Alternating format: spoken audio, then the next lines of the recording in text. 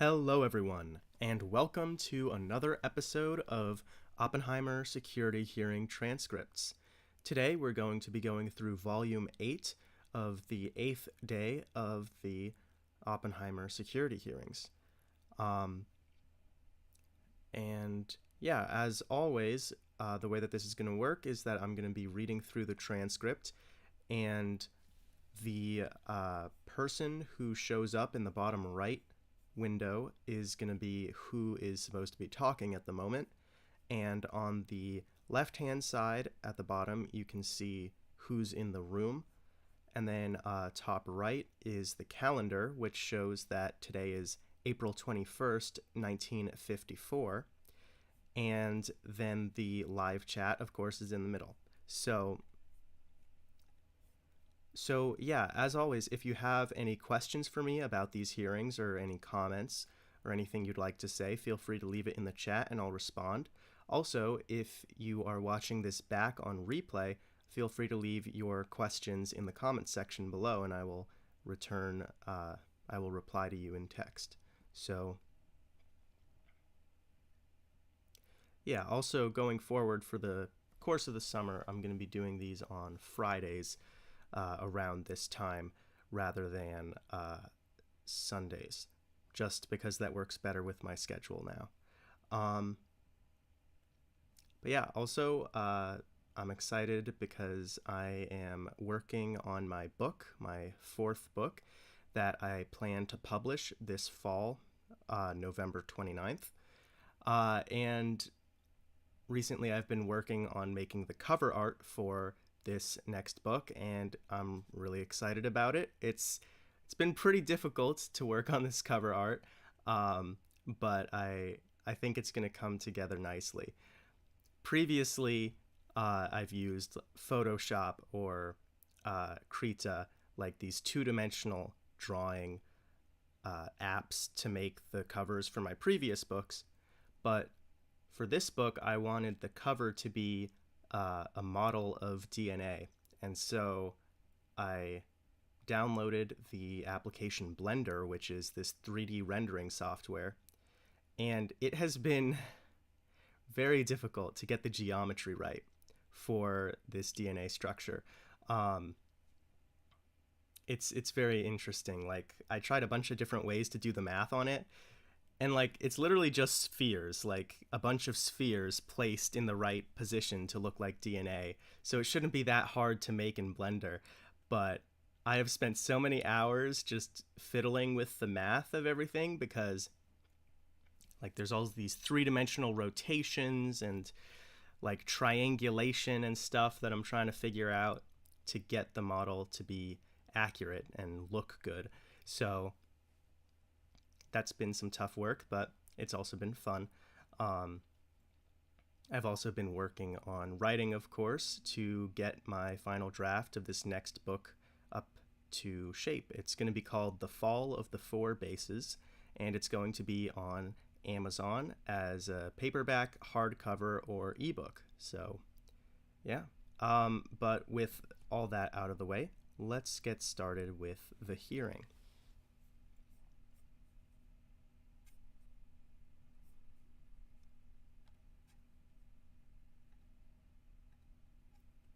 Okay.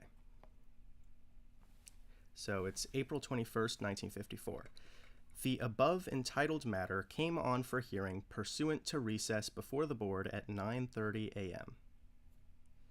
And I do briefly want to check my audio, actually, before I get started in earnest. So give me a second to do that.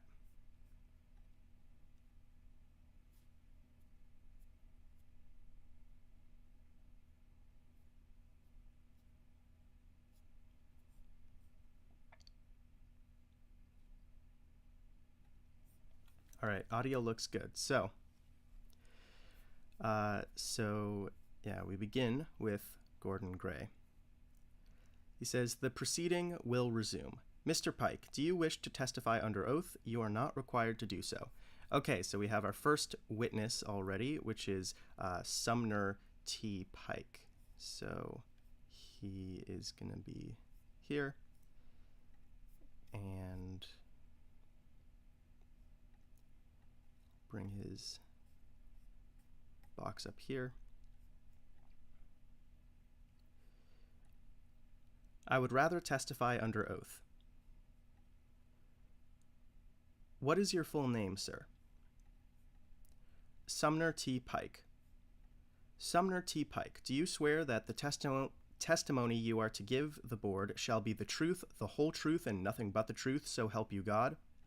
I do. Will you proceed to be seated, sir? May I, perhaps unnecessarily, call your attention to the existence of the perjury statutes? I am sure you are familiar with them. I should like to request that if in the course of your testimony it becomes necessary for you to discuss or disclose restricted data, you will notify the chairman in advance so we can take necessary steps under those circumstances. I may have to ask Mr. Rolander whether things are restricted or not, because I have been away from this thing for 2.5 years and I don't know what has been released. Please be free to make any inquiry about it. We have Dr. Beckerly with us. The other thing I should like to say to you, sir, is that we treat these proceedings as a confidential matter between the Commission and its officials and Dr. Oppenheimer and his representatives and witnesses. The Commission will initiate no releases with respect to this proceeding. We are expressing the hope that each witness will take the same attitude. It bothers me a little bit in case there should be leaks as to what attitude shall I take, but as far as it seems reasonable and possible, I will go along with your feeling on it. I will be the source of no leaks. I have simply stated the position of the board. Mr. Garrison, would you proceed? Whereupon Sumner T. Pike was called as a witness, having been duly sworn, was examined and testified as follows. All right, direct examination by Mr. Garrison. Mr. Pike, what is your present position? I am chairman of the Public Utilities Commission in the state of Maine. Appointed to that by the governor? Yes. By the governor and council? Yes. The council follows very much the same confirmation procedure as the Senate. Are you engaged in business in Maine also? Yes, I am a part owner of a couple of businesses. Sardines? Sardines. You served on the Atomic Energy Commission from 1946 to the end of 1951, did you not? Exactly to December 15th, 1951. I think I just want to say that's kind of a funny career path there, to go from being on the Atomic Energy Commission from 1946 to 1951 and then later becoming a sardines businessman. I just find that kind of funny. Anyway.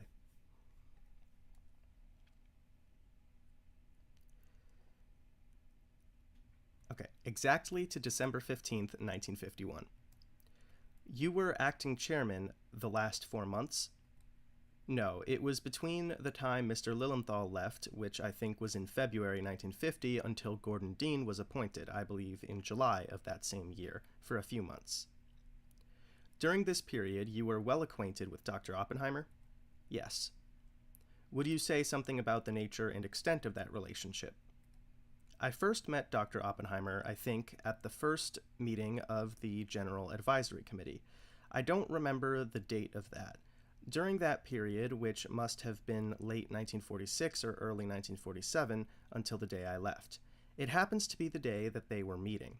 I also saw him when they met in Washington, which was, I think, oftener than the statutory minimum of 4 times a year. I sometimes saw him outside of the meetings, and I sometimes saw him when he was in Washington, not at a meeting of the committee. He was in town at times as a member of other boards and committees, and sometimes perhaps as just an individual. Outside of the office I saw him. Well, let me see. There was a period, I think, during the summer of 1947 when we boarded at the Bohemian Grove forest out in California. We were there for 3 or 4 days. Us being whom? The commission, its laboratory heads, some of the General Advisory Committee, and several scientists like Dr. Wigner. I don't remember whether he was a laboratory head or not at that time. At that period, we were put around at the various cottages, and Dr. Oppenheimer, Mr. Lilienthal, and I were put in the same cottage.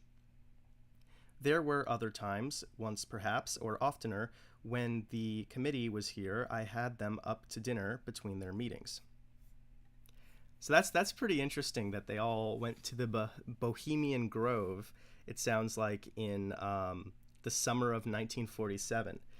So if you don't know, the Bohemian Grove is like this campsite where a bunch of like rich and powerful people will like hang out every summer, and they do this like weird ritual with like a owl statue. It's one of those things that's just very weird and creepy, but like I think like a lot like I think like Nixon used to go to this, like George Bush was at this, like, so like a bunch of like very high up like politicians, I mean former US presidents, have gone to this thing. I'll look it up very briefly. So it's kind of funny that Oppenheimer and like a bunch of his colleagues on the General Advisory Committee were all sort of hanging out at the Bohemian Grove. But yeah, this is, oh yeah, I think we got, yeah, Reagan in this picture. Yeah, so this is an interesting picture actually, because the description says that this is summer of 1967, and around the table are Preston Hotchkiss, Ronald Reagan, Harvey Hancock, Richard Nixon, Glenn T. Seaborg, and Seaborg was a member of the General Advisory Committee. He was another of these nuclear scientists. Jack Sparks, Kevin Whitner, an unidentified individual, and Edwin W. Pauley. So yeah, not all those names are recognizable, but definitely some very significant people like involved in this. So yeah, it's just like a weird thing. But in mid-July each year, they host a 2-week encampment of some of the most prominent men in the world. So that is pretty interesting. It sounds like Oppenheimer and the GAC were at the 1947 Bohemian Grove meeting, which is also just very fascinating. So like, because what they do is like they do this weird like ritual where they like burn like an owl statue or something. Like it's just weird. Basically, like it's like the real life like Illuminati basically. It's just like weird, but yeah.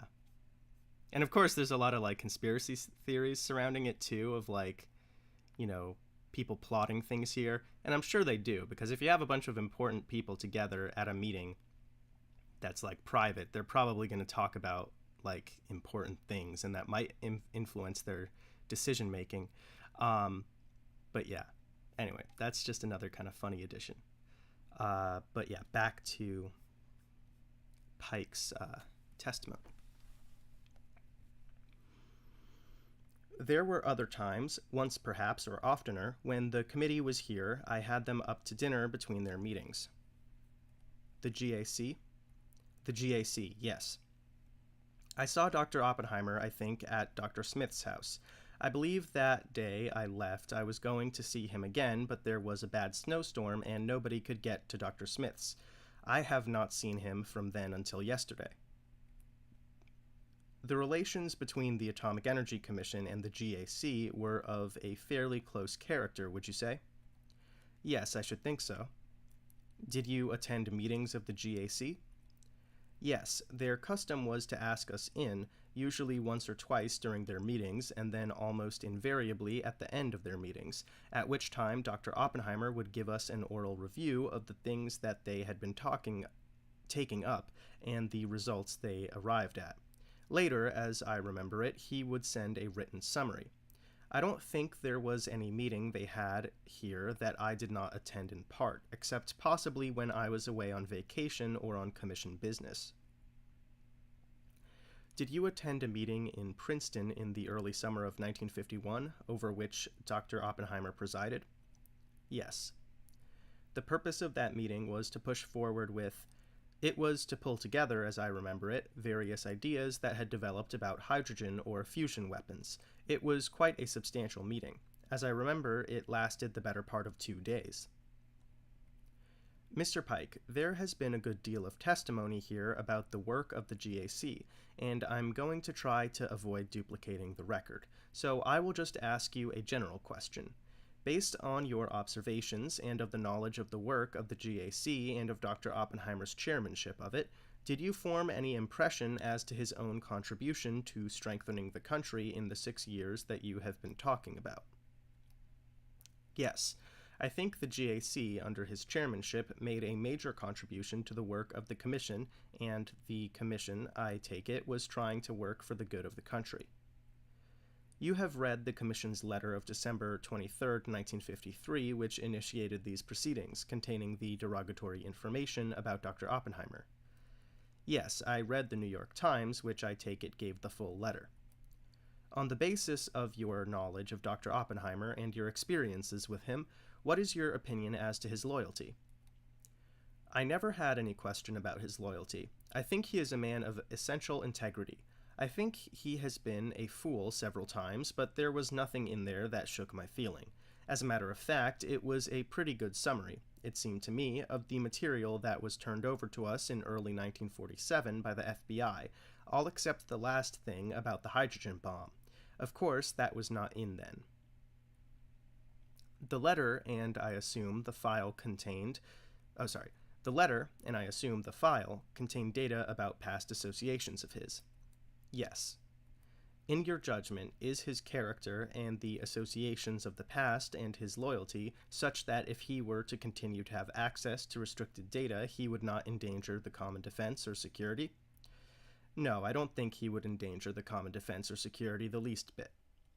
You read about the Chevalier incident in the Commission's letter and Dr. Oppenheimer's answer. Yes. It is not clear as to how much of that story was in the file that you went over in 1947. I assume you went over whatever the file was? Yes. Personally? Personally. And participated in the discussions with the other commissioners? Oh, yes. Do you or do you not have any clear recollection of the Chevalier incident as of that time? If you don't try to. I don't think I have much beyond the summary of the letter of last week, which was published last week. There was a lot more there. It was a pretty thick file, but I don't remember exactly what was in the file. May I put to you a hypothetical question, which I put to you, I think, last night in order that you might have an opportunity to reflect on it.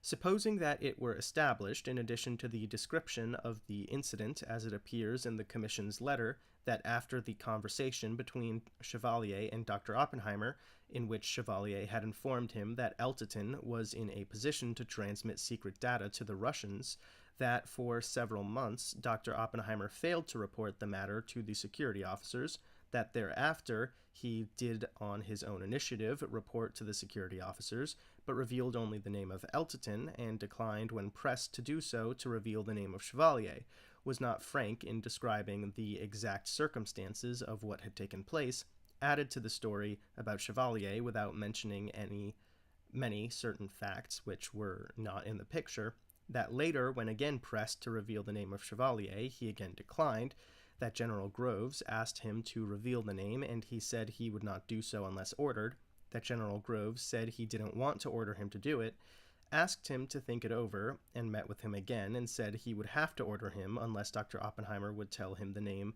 and Dr. Oppenheimer finally revealed the name of Chevalier. Assuming that this were established, would this alter the opinion that you have expressed here to the board about your present views of Dr. Oppenheimer's loyalty and the propriety of his having continued access to restricted data? No. So that right there is just Garrison making sure that Pike is caught up with the facts. It's a very long-winded and oddly phrased question, but just making sure that he's caught up with the facts, and to say, assuming that that's all true, would that change your opinion of Oppenheimer? And Pike's like, no, I still have a good opinion of him. Do you want to say why it wouldn't alter your opinion? I think it was a bad incident. Taken alone, it would have bothered me very much. I suspect I have been party to incidents in my life that I rather not have certainly taken out of context. This woven into the context, however, of performance under closer observation for him, many years and achievements of such size as to warrant the gratitude of his country, I don't think it should be given much weight at all. Turning to another topic of the H-bomb for a moment, without going into the details about which there is a great deal in the record, as I understand it, in reporting to the President the views of the Atomic Energy Commission about whether to go forward with an all-out H-bomb program or not, following the Russian explosion in the fall of 1949, there were several separate reports, were there not? There were. I think there were 4. Would you just say what they were? I mean, who made these 4 reports? Strauss made one, definitely for going ahead. Dean made another, in which he recommended some prior. He already has testified. Smith and Lilienthal made another. Mr. Lilienthal has testified about that. I agreed with them that this was not the time to go on an all-out effort, but put in a supplementary memorandum, which, as I remember, I had to put in somewhat later on account of being on the coast. I had to take a trip at that time. You went to the coast after the discussion? After the discussion. I don't think I put in my separate memorandum until I got back. That must have been about the middle of November. That was about 10 days after the meeting or something like that. I think so. That went to the White House. Yes. Whether it went to the Security Council or the President, I don't know. I have to perhaps say here that I had not realized that I had any access to records, so I have not looked at any records since I left the Commission in 1951, and of course took none with me. I am relying completely on my memory as to the time and dates.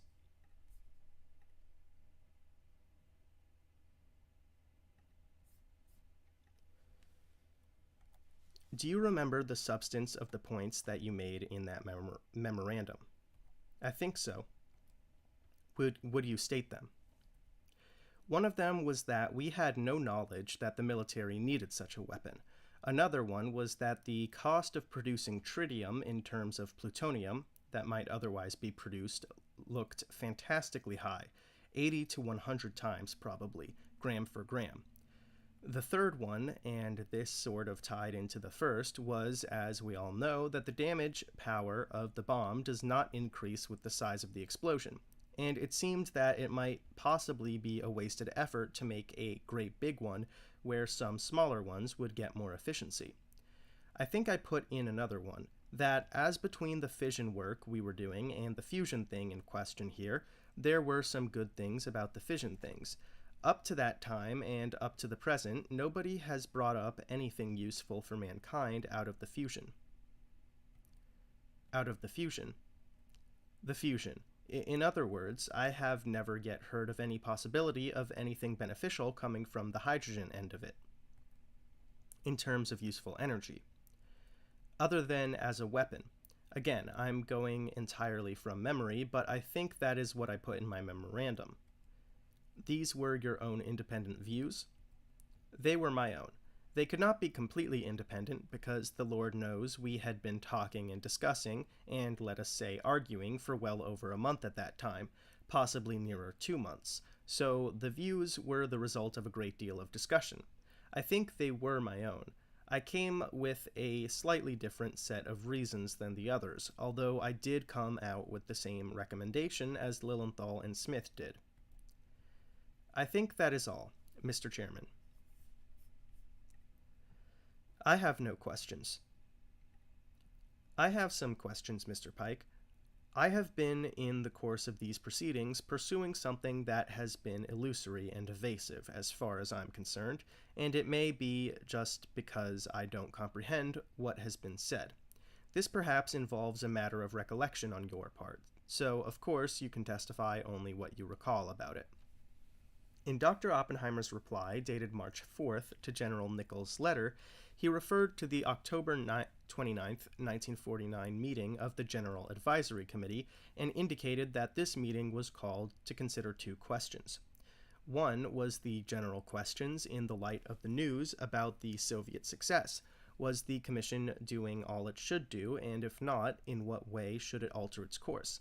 The second was to pursue the question of whether there should be a crash program with respect to the super. The record shows that the then chairman, Mr. Lilienthal, wrote a letter, I'm sorry I don't remember the date, to the General Advisory Committee, which raised this first question. Then the record shows that later in the same month, that is October, there was a letter. I can refer to that? Yes, certainly. You can show it to him. A letter dated October 21, 1949, signed by you as acting chairman of the commission to Dr. Oppenheimer with respect to this October meeting, and asking certain questions, I believe, that the committee should address itself to. So Rolander hands him the letter. I would not have remembered this in detail, but questions of this sort were certainly running through our minds at the time. Yes, of course. There are a lot of questions raised in the letter. That's right. I have not looked at it very carefully recently, but I don't believe this second question, which I referred to and which appears in Dr. Oppenheimer's reply of March 4, certainly was asked in that form in this letter. Would you repeat that second question for me, Mr. Gray? In reading, I forgot what the second point was. Yes, let me give you the exact language of that. Dr. Oppenheimer's reply indicates that the Commission asked the General Advisory Committee to consider and advise on two related questions, the second one of which is, and I am now reading from his letter, whether a crash program for the development of the super should be a part of any new program. What I have been trying to identify for my own information in that accord is how this second question got asked in that form. I don't believe it is raised in that form by your letter. I don't see it there. I might say to you that I believe that Mr. Lilienthal testified that his recollection was not good on this point. Am I correct on that? If I didn't ask him this question, it is because it was late, and I was tired, because I have really been trying to find out about it. I think I remember, Mr. Chairman, that he testified he had written the letter that raised the first of these two questions, and I myself don't remember very clearly. My question of you is this. Do you recall whether you met with the committee and asked this second question about the crash program? I remember very distinctly the phrases crash program and all-out program being used almost interchangeably for some months. If I had to rely on my unaided memory, and I guess I do, I would think that phrase arose with Mr. Strauss. At least, in my mind, it ties in with what he wanted to do. In the meetings of the General Advisory Committee, of course, I am sure you are aware from previous testimony, they were not held to the things which the Commission asked them to do. I think there were several times when they got here and either took up things not on the previously prepared agenda of their own motion, or something had happened between the time of the calling of the meeting and the time that they got there that would be discussed. As I remember it, they were reasonably formal and kept pretty full notes, but I don't think there was any reason why a thing should not be discussed and considered even though it had not been put on any agenda.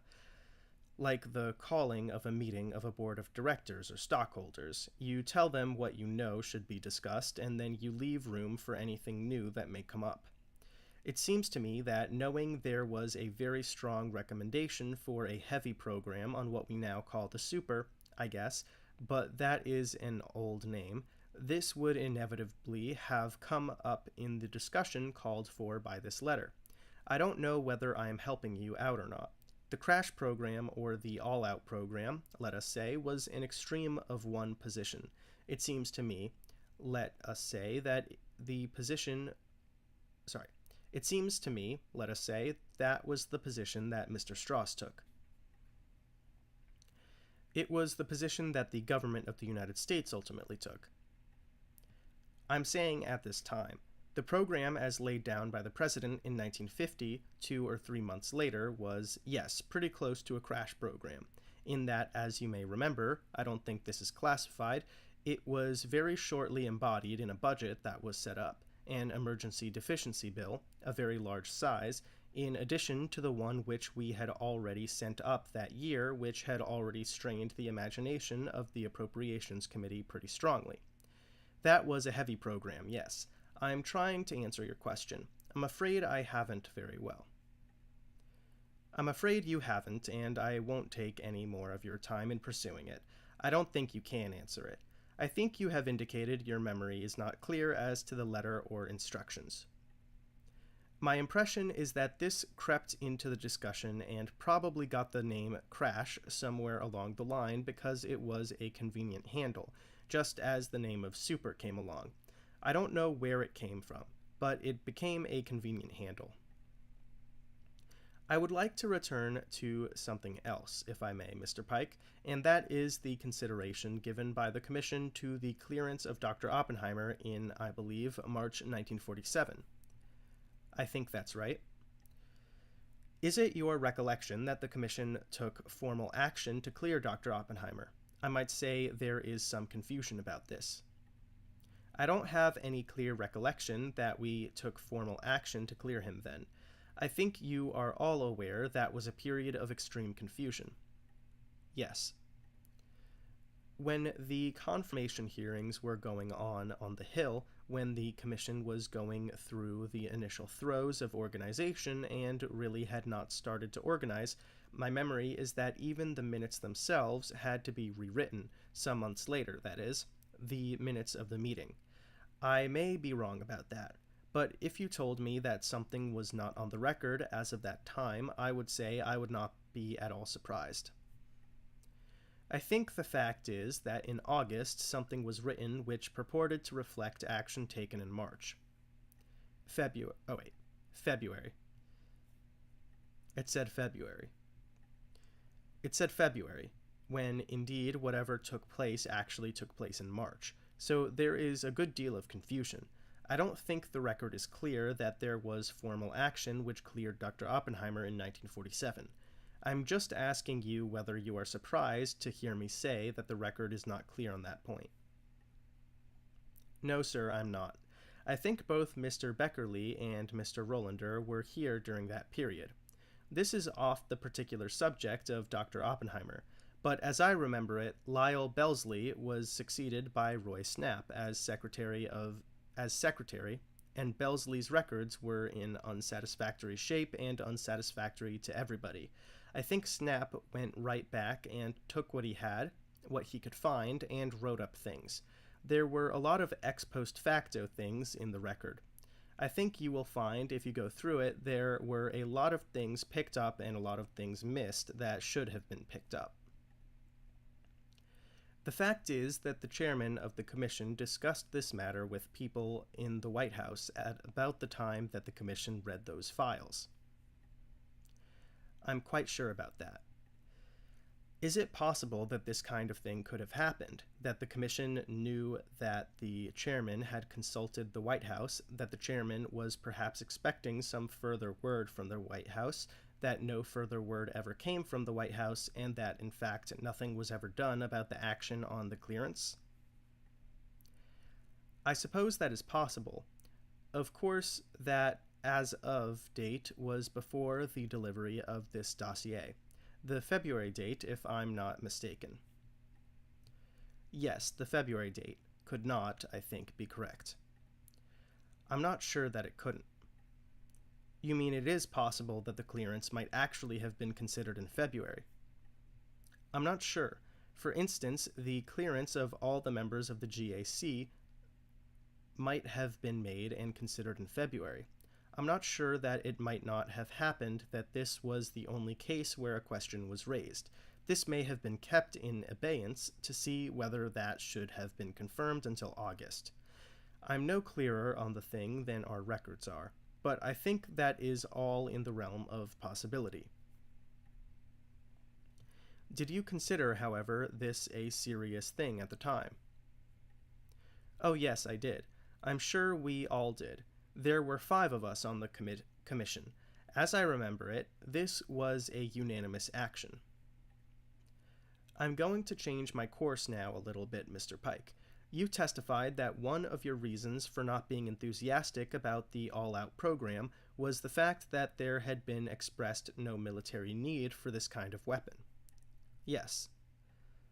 Do you think it's possible that a military need had not been expressed to the Commission at that time because the military did not have any reason to believe that it was feasible? The reason I ask that is that once it became feasible, there seems to be no question that the military people think there is a need. I believe that is correct.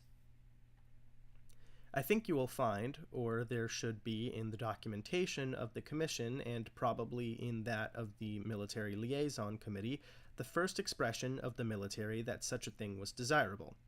I don't remember the date of it, of course. I remember distinctly seeing such a paper.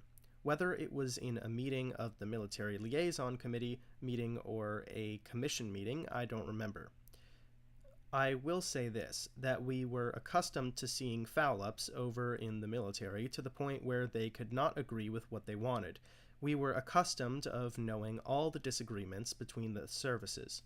I remember on this hydrogen bomb thing telling Secretary Johnson that we were getting very impatient with their waiting so long to come to decisions, that we could expect to have things done, and we expected to be doing them while they were messing around with their papers over at the Pentagon.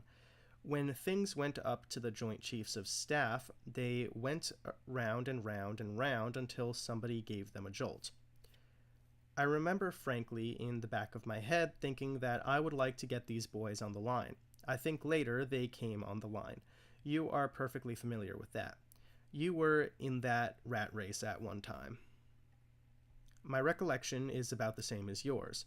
I suppose people in the Military Liaison Committee at that time perhaps can answer the question I put to you better than you could.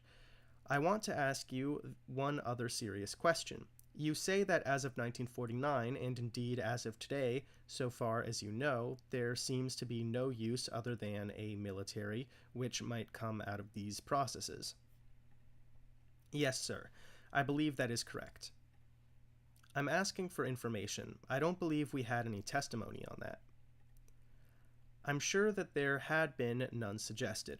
If there have been any suggested since, I'm unaware of it. In your official position, you would be very much interested in that. I would. All I'm saying is that a good many things have happened since December 15, 1951, and of course I would not be aware of those. I have had no security clearance. I think I have been in the commission office once at their request, and that was when the question came up of power plant for the Paducah operation. Are there any questions, Dr. Evans?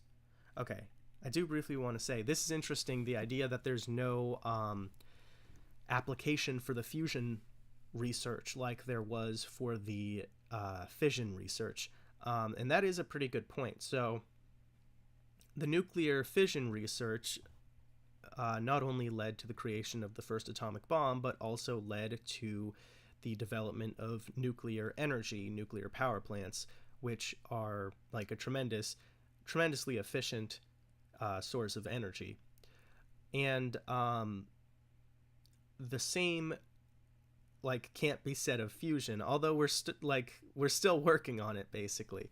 But at the time, I can see why they didn't really think that there would be any application for nuclear fusion, because nuclear fusion is a very tricky thing to control.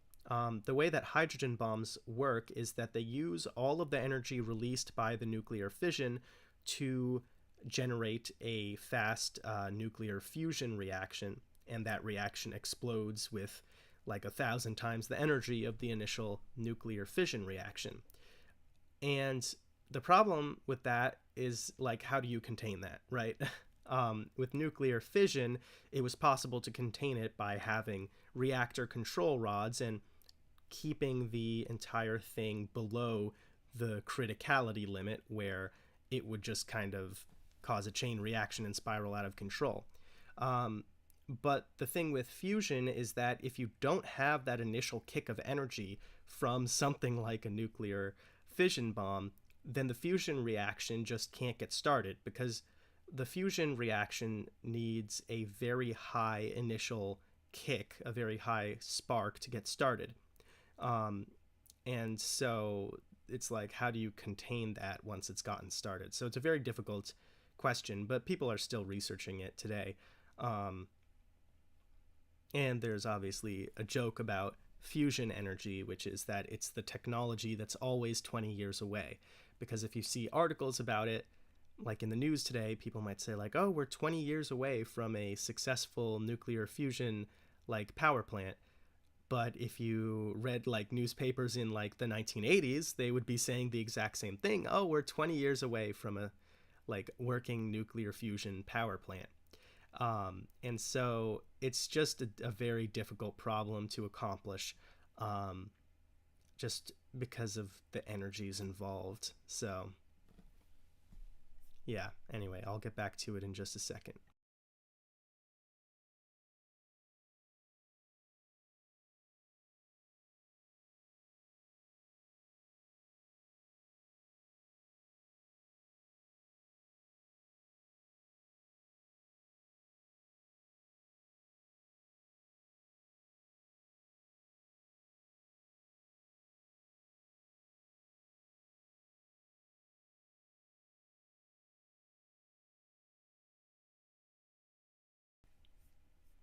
All right.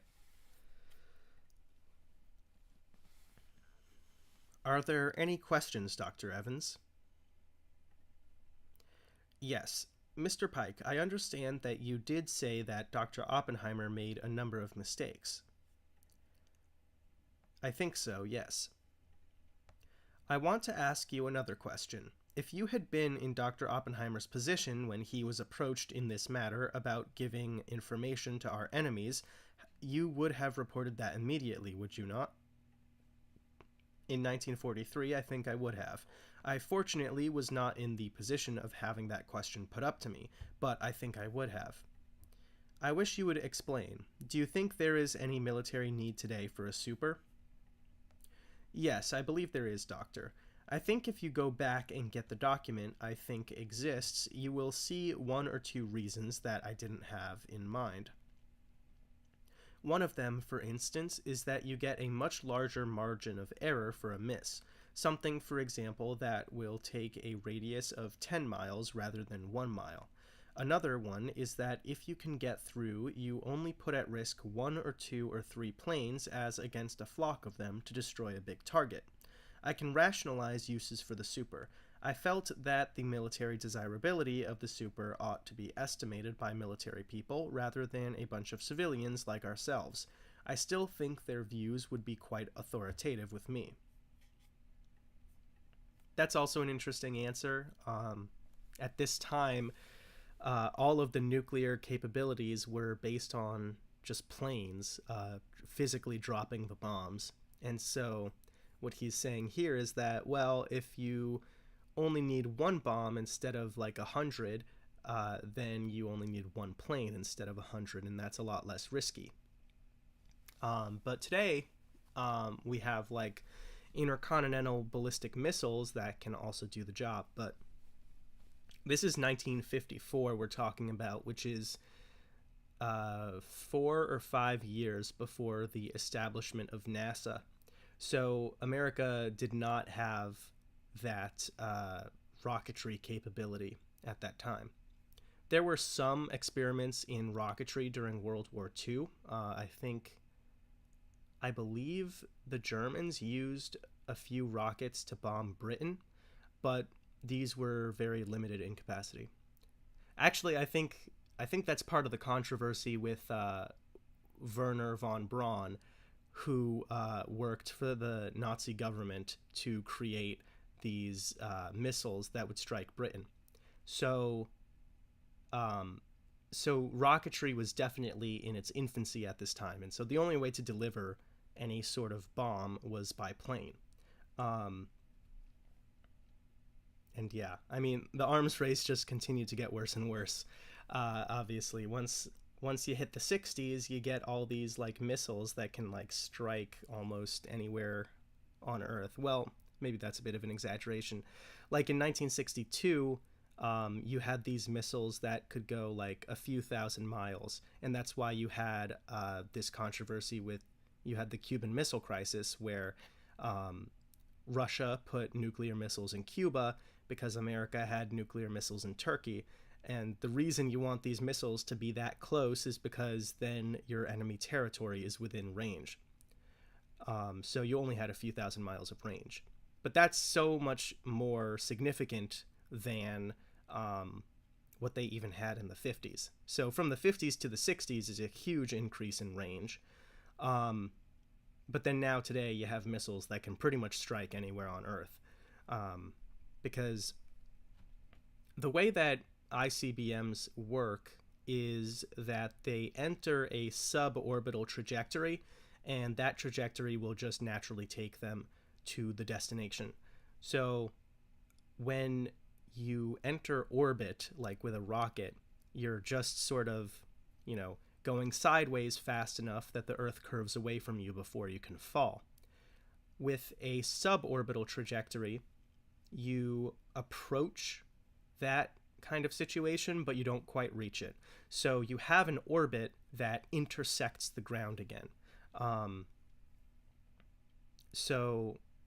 But like if Earth were a point mass, right? If it were like a black hole, then the suborbital trajectory would never intersect with the ground, and so it would just continue orbiting in an elliptical orbit.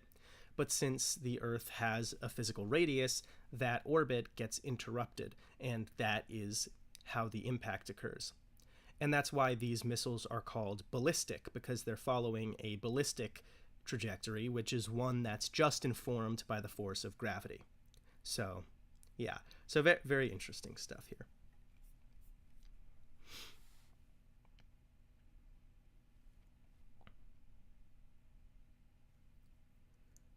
Okay.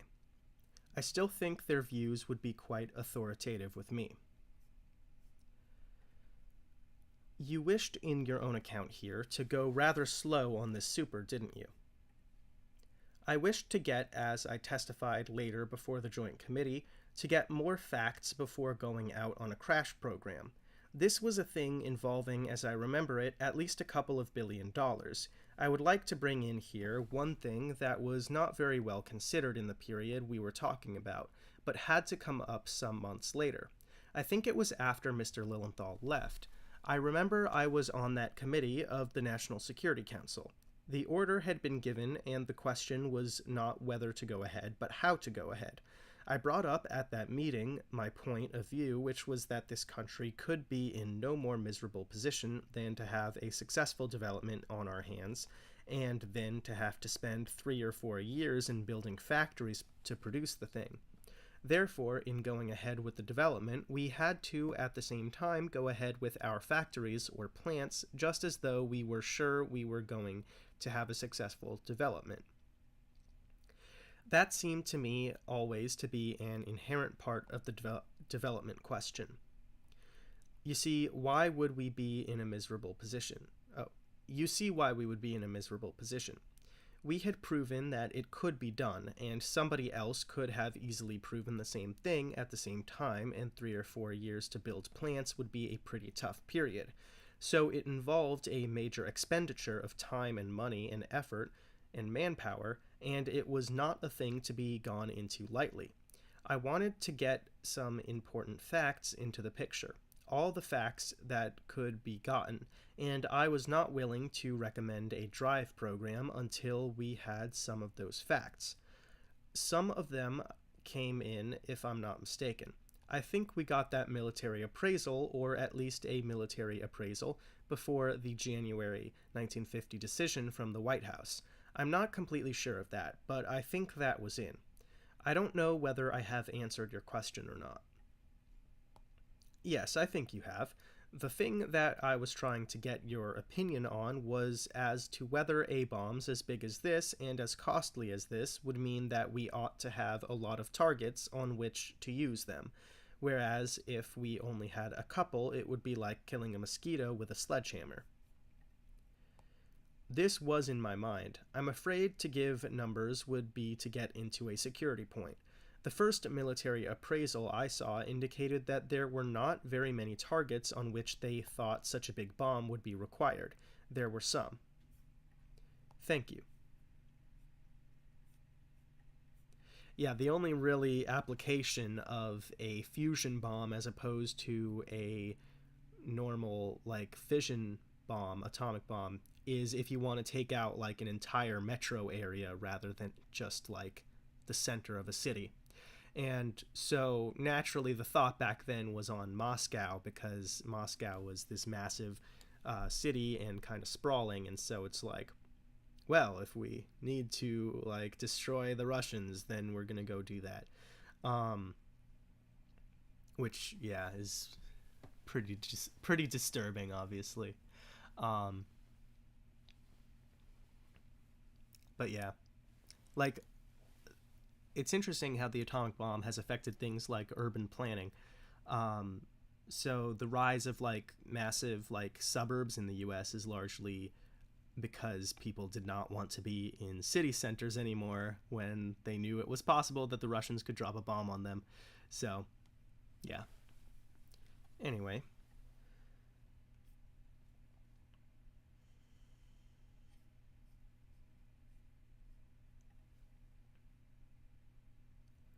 Okay, thank you.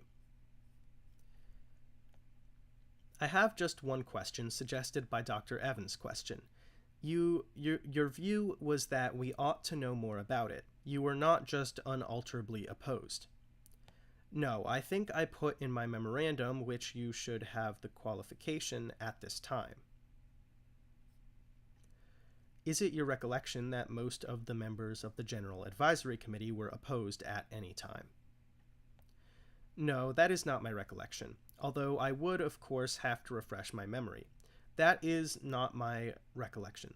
I think they brought in, as perhaps they properly should, some, let us say, political and strategic and moral questions which frankly did not weigh very big with me.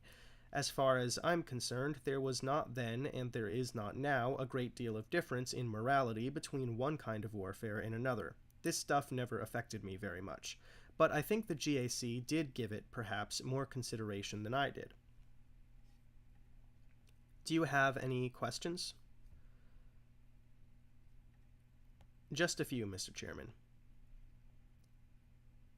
Further direct examination. Speaking of what was before the GAC at their meeting on October 29, 1949, in response to a question by the chairman, you said something to the effect that the question of the crash program crept into the discussion, as I recall the phrase. I wonder if, when you were talking about discussion, you had reference to the preliminary meeting between the members of the Commission and the members of the GAC, which started off the meeting, as I understand it, in accordance with the regular practice. No, I think what I was referring to was the various meetings of the Commission during, let us say, the month or a little more than a month between the announcement of the Russian bang and this GAC meeting. In other words, in the Commission's discussions before the GAC meeting, the question of a crash program for the H-bomb was to the fore. I think so. Let me bring another group in on that. Don't forget that we had a large and very able staff. We had the heads of the various divisions in Washington, and we had at our various outposts people who came in on short notice. I'm sure the Commission minutes will show who was at various meetings and when, but I'm completely clear in my memory that there had been a lot of discussions. I'm not completely clear in my memory exactly when they took place and who was present at each one. That is a matter of record and can be very clearly and easily got at. When the question was put to the GAC in Mr. Lilienthal's letter asking that consideration be given to whether, in view of the Soviet success, the Commission's program was adequate, and if not, in what way it should be altered or increased, would it or would it not have been a natural outgrowth of that question, considering the times and the discussions that you had to consider the question of the hydrogen crash program? I think it would have been a natural thing. If you will remember, the hydrogen question had never been dropped. It had been in charge of a small group headed by Ed Teller. Dr. Teller was never one to keep his candles hidden under bushels. He was kind of a missionary. I might say that perhaps John the Baptist is a little over-exaggeration. He always felt that this program had not had enough consideration. Teller, in my view, was a pretty single-minded and devoted person. I would guess that it would have suited him completely if we had taken all the resources we had and devoted it to fusion bombs. He is a very useful and a very fine man, but I always thought he was kind of lopsided, as a good many specialists are. This was one of the things that would naturally have to come into any involved discussion of what we ought to be doing. I don't know whether I have answered your questions or not. Just 2 more questions. After President Truman gave the go-ahead on the H-bomb program, did the GAC, as you recall, cooperate with the government and accept that decision and move forward? Yes, when you say move forward, one has to remember that some of the developments in the early months were quite disappointing. The thing was attacked, I think, wholeheartedly, and we were not happy. Not about cooperation, but not happy about the results for some time. Did Dr. Oppenheimer, so far as you yourself knew, do anything to delay or obstruct the program? Oh no, rather the reverse. One final question. When the chairman was talking with you about the question of the 1947 clearance, you used the phrase unanimous action. I would like to ask you, leaving aside the question of dates and minutes, what you recollect of what the commissioners actually did do. Did they sit around the table together and consider the matter of Dr. Oppenheimer's clearance and come to some view about it, or how was it done? They did what you suggest. I want to go back to a fundamental question of commission organization which came up very early when we met. I had something to do with the result of it. There was a question as to whether we should not organize, let us say, something like the Interstate Commerce Commission, so and so be in charge of this and so be in charge of that, and sort of departmentalize ourselves. That question was answered in the negative, and I was instrumental. I do not say I was the dominant factor, but I had this experience on the Securities and Exchange Commission just after they had abandoned that sort of division of labor system, and the very unsatisfactory results of that were in front of my mind, so that while naturally each one perhaps would give a little more attention to the thing he knew best, Bacher, let us say, was the physicist, I knew something about mining and raw materials and so on. Yet our actions were taken together, and our responsibility was both joint and separate and complete. In other words, while we asked for advice and asked for help in a great many areas, the final responsibility was always ours, and it was always joint, and if anybody had a dissent, it was recorded in those meetings. So if there was no dissent recorded, each one of us was in on the decision and each agreed on it. Do I answer your question? That is all, Mr. Chairman. Was any member of the commission interested particularly in security problems? You were interested in mining, for example. Do you remember when any commissioner at that time was? Do you remember whether any commissioner at that time was? I would say that Commissioner Strauss had some background in security problems when he was over at the Navy, and perhaps took a more direct interest than the rest of us. This security problem, I may say, was the most nagging problem of all in a good many months of the Commission's existence. If you remember the law, it not only required an FBI investigation of new employees, but also required going over everybody who had been cleared by the Manhattan Project who was still working. This dragnet brought up quite a few customers. I probably am exaggerating it, but it seemed to me as though we took over half our time for the first 7 or 8 months on these distinct personnel security problems. Of course, there were physical security problems, such as a barbed wire fence had rusted or the grass had grown so that a fellow could slither through it near one of the plants. This could not all be corrected at once. This was part of the general neglect into which the project had fallen during the year or so Congress had been trying to make up its mind as to what law to pass, and the further 3 months Mr. Truman was trying to draft 5 people willing to serve on this commission. The war was over, let us say, in August 1945. The commission was appointed in late October, I would guess the 28th of 1946, and there was a period of slowdown which looked at that time when we came on as though it might culminate disastrously. There were a lot of problems that had come up. Let me give you an example on the security thing in looking back. I think it was in March 1946. As it turned out later, there was a series of petty thefts out of Los Alamos, of photographs, of models of bomb cores, of documents, and it looked as if, at that time, morale must have sunk to an incredible low, particularly in the armed services. This was when they were trying to demobilize. Operation Magic Carpet had just been over. There was a terrible period for both physical and personnel security and morale that my guess would be got to its worst in late March 1946, and then it seemed to be better, or these crazy idiots were out of the program.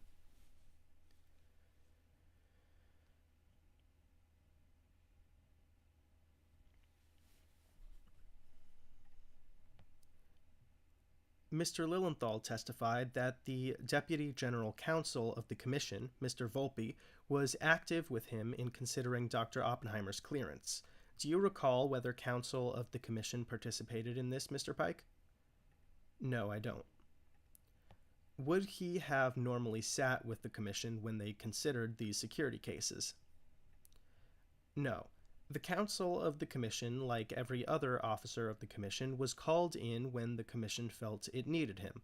Of course, Volpe was a natural for this thing because he had done some security work for General Groves before and had a general acquaintance, I think, with the security problems in the Manhattan district.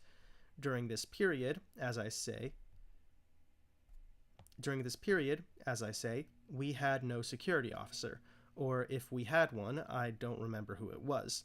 You picked on the fellow who might be of some help, and Joe Volpe had some background in this sort of business. It was not because he was assistant counsel or deputy counsel, but more because he had a background. That would be my belief, yes, sir. Mr. Pike, you spoke about the trouble you had with investigating the security. Did it seem to you that there was really more screwy people in here than you would have expected to find ordinarily? No, I don't think so, Doctor. As I remember it, a great many of the star customers had already gone. My best recollection is that of about 60,000 people on the job at that time, we had around 60 or 65, it sticks in my memory as 0.1% of people about whom there were security questions coming from a vague doubt to a fairly substantial doubt. Those figures may not be exact, but that is the range, I'm sure. Thank you, that's all. Thank you very much, Mr. Pike. Thank you, sir. Witness excused. Then there's some discussion off the record. But let's see, so Pike leaves. Now I'm going to take a drink of water.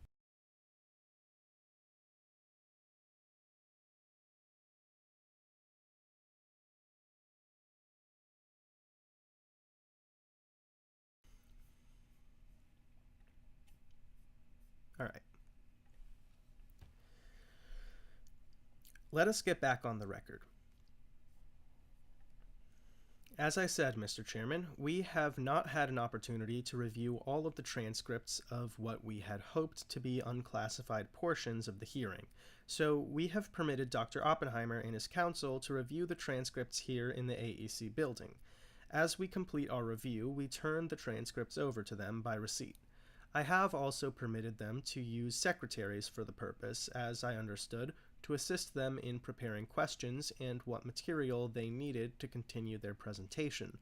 I'm somewhat concerned, however, that if they bring stenographers in here, that they not make copies of the transcripts until they have been approved from a classification standpoint. I want to go on record as noting that some information may have to be classified from a national defense standpoint. This information should be protected from that standpoint, as well as the confidential relationship between Dr. Oppenheimer and the Commission. Mr. Chairman, Mr. Ecker, and Mr.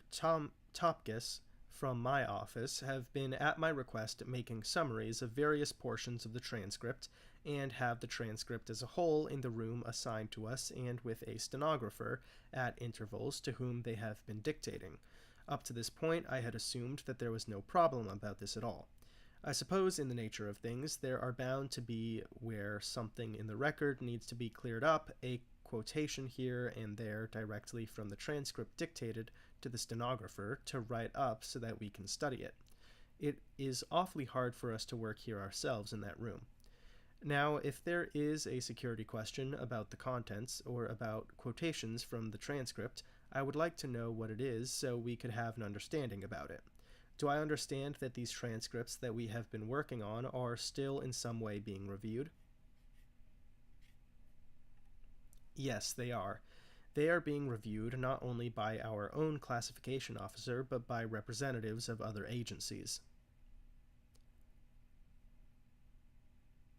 Oh, and then, let's see, Dr. Beckerly. Okay, I don't have Dr. Beckerly depicted here, I think, but I think he's just another one of these, like, classification people, so I'll just stick with Rolander for now, but this is Dr. Beckerly. May I make a comment for the record?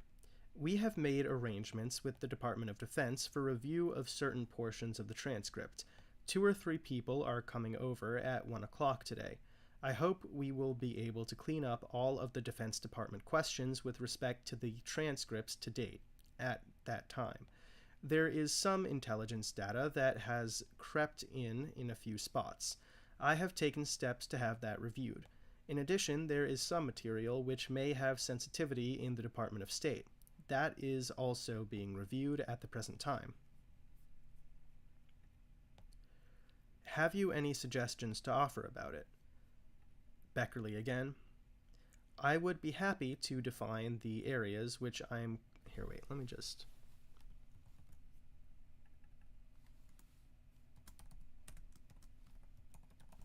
There. Okay. Oh, wait, is it Beckerly or... It's Berkeley. Sorry. Berkeley. Like the school. Okay.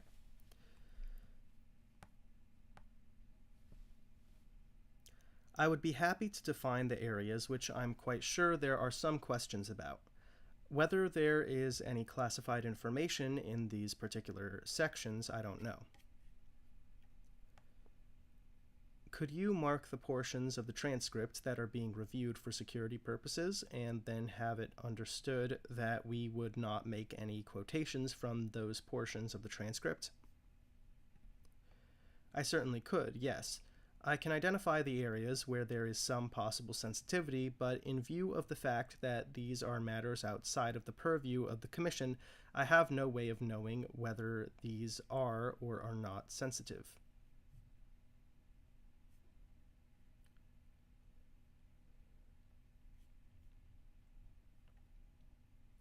Could that be done with some expedition? Yes, I could do that right now, as a matter of fact, from my notes. So that at lunch, let us say, we would know what those passages or portions are. Yes. Could you indicate which parts of the transcript, or are you doing them in sequence? We are doing them in sequence. I asked Mr. Topkis to begin at the beginning, page 1, and give us a summary. Mr. Garrison has received volumes 1 and 3, so it would only pertain to volumes 2, 4, 5, 6, and 7. 2 is one of our more troublesome ones, since it concerned the witness's activities with the Defense Department. 1 and 3 are completely clear and can be taken out of the building. Those you have, Mr. Garrison? Yes. Let me suggest that I believe we are discussing matters which really should be between Council and the Atomic Energy Commission and its officials, on which I think this board can't make any ruling.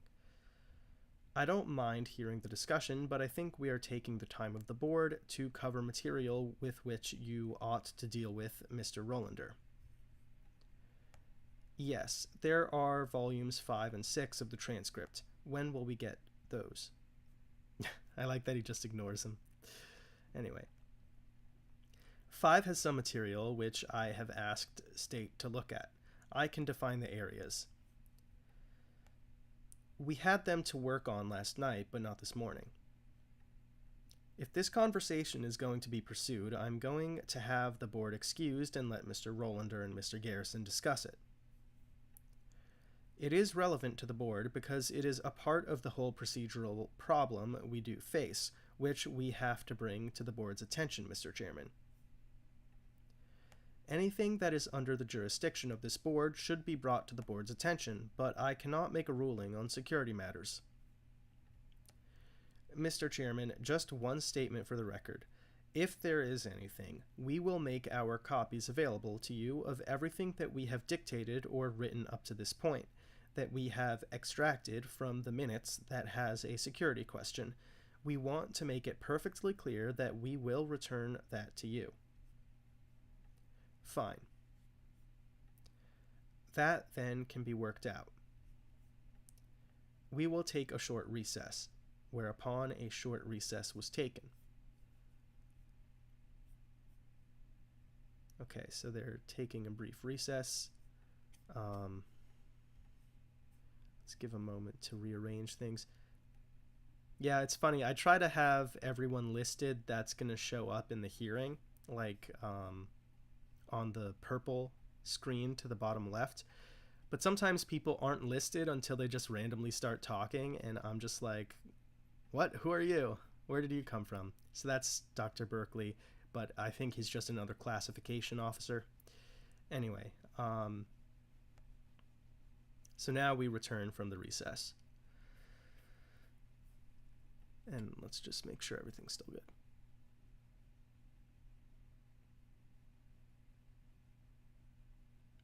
Okay, so now we have a new witness, and that is Dr. Ramsey, or Mr. Ramsey.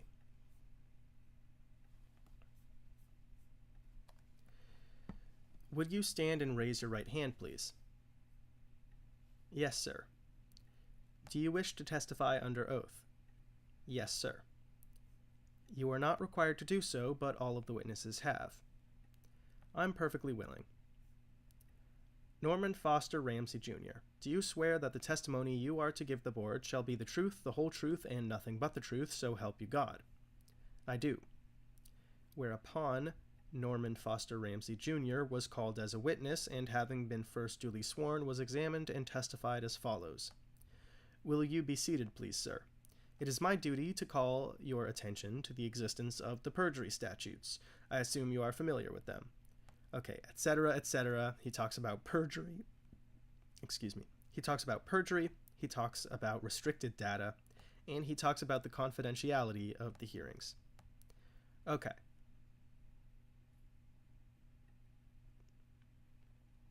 I might add one thing, sir, that the chairman of my department called in great concern that a newspaper reporter called him yesterday and asked him if by chance I were to be a witness, and he said he wasn't sure, or something like this. And this got reported in the paper that Professor Bainbridge said I was to be a witness here. This is certainly not my fault, and certainly not his. Yes. All right, direct examination by Mr. Garrison.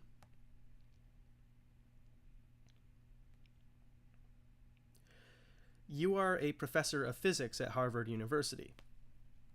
Yes, sir. You come from a military background. Through my father. My father enlisted at the age of 16 in the Spanish-American War. He then went to West Point. He served in World War I and World War II, and is now retired a brigadier general. So that's interesting. Spanish-American War was around 1898. So this guy's dad was born in like 1882, something like that. So yeah. Anyway, what were your wartime positions? Would you just run over those briefly? I was consultant to the National Defense Research Committee. I was doing radar research at the Massachusetts Institute of Technology at MIT Radiation Lab.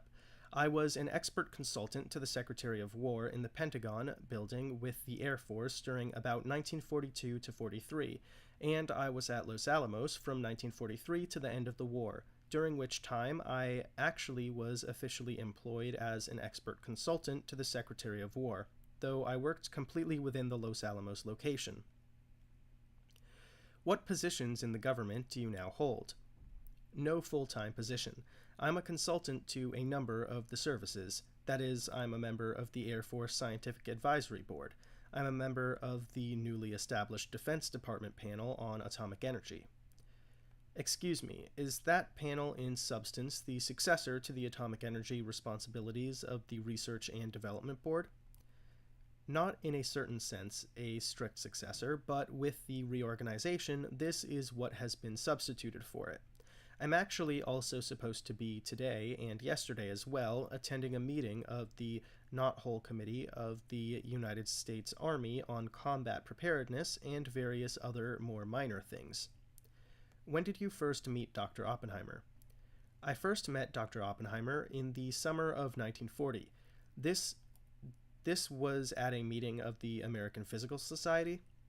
That is correct. The Seattle meeting of the American Physical Society, which was also on my honeymoon, and Professor Zacharias, who had a car, we had been riding with him, and Dr. Oppenheimer rode with us from Seattle to Berkeley, and we stayed at Dr. Oppenheimer's house for approximately 2 days in the early summer of 1940. This was at the time of the collapse of France in World War II.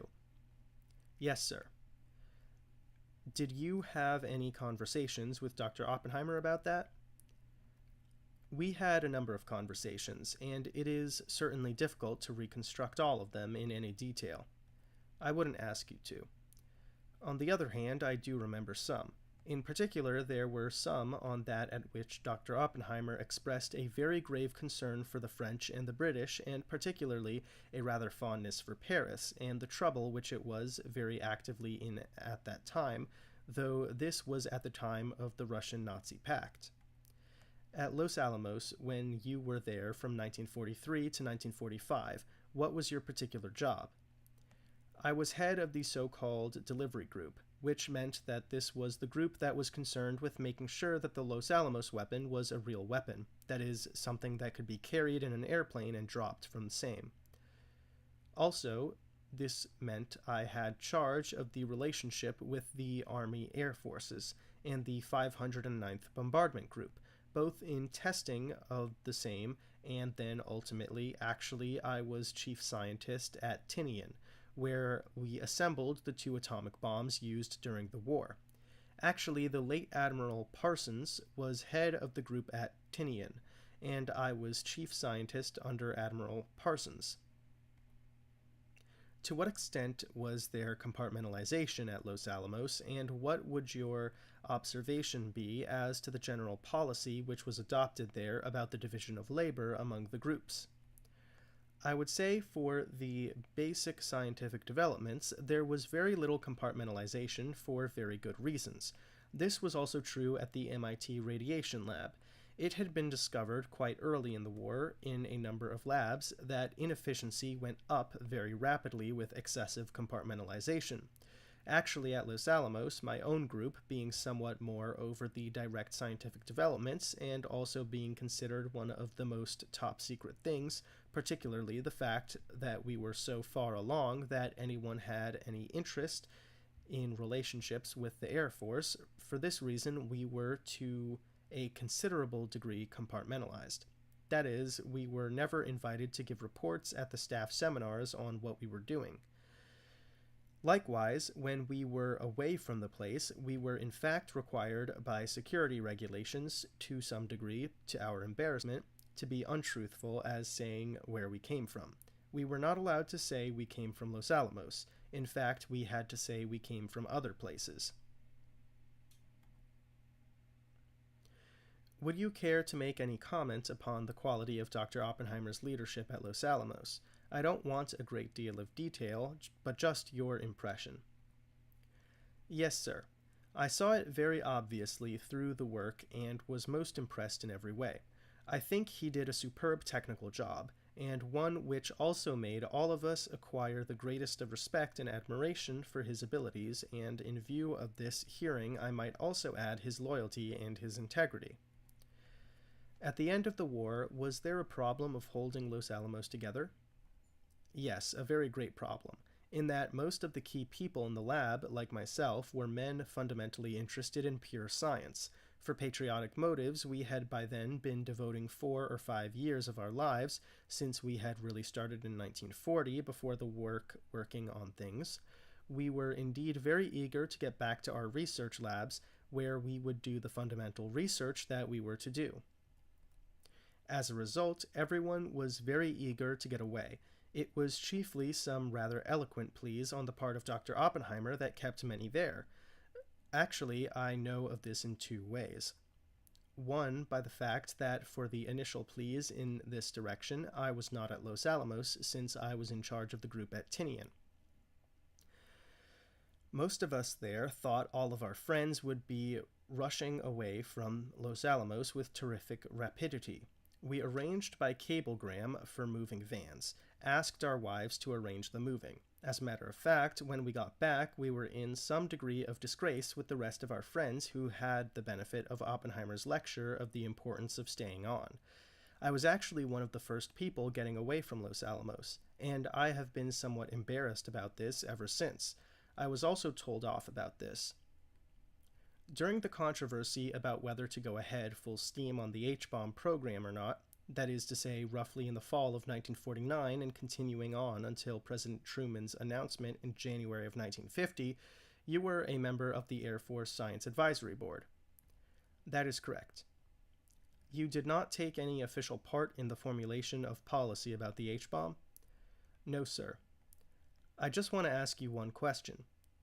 We were, however, informed to a considerable degree of the technical status of it. That is, we were given review meetings at Sandia. I want to ask you one question as a matter of interest. How did your own mind at that time run on the question?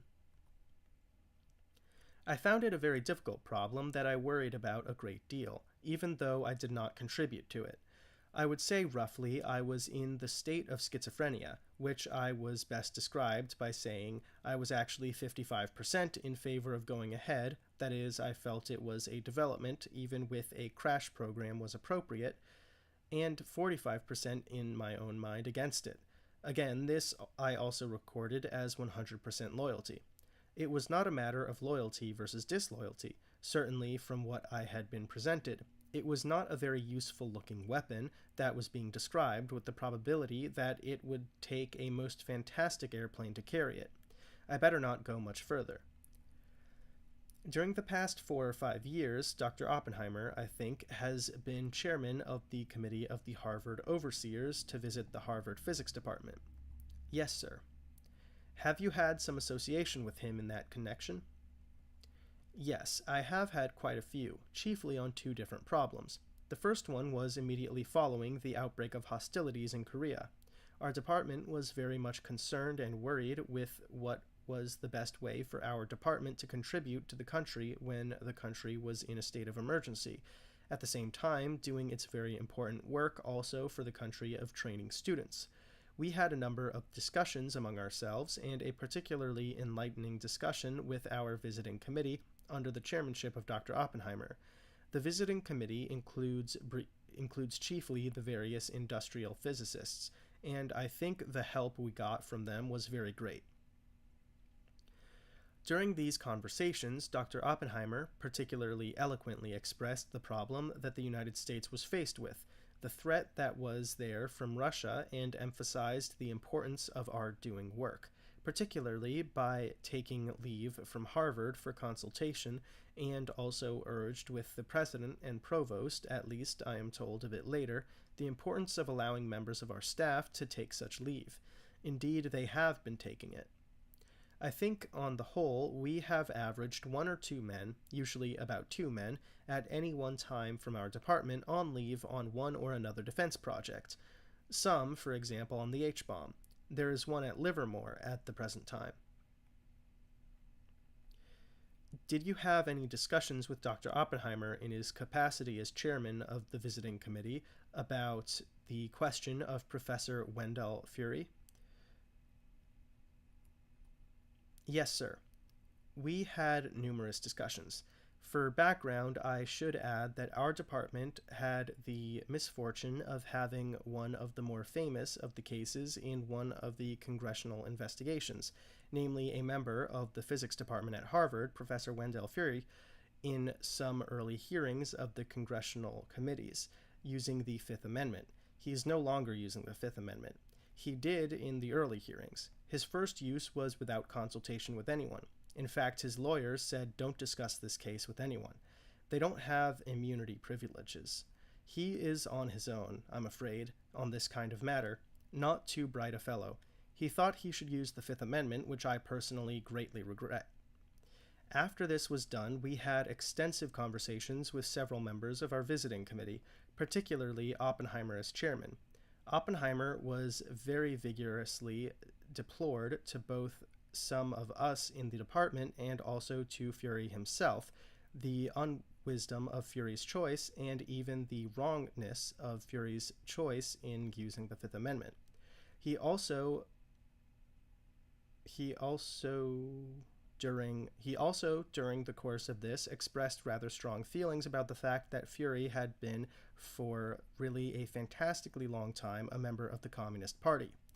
I must admit that during these discussions, which were quite extensive, the kind in which we each shared views to the best of my knowledge, Oppenheimer's views and my views, completely independently arrived at.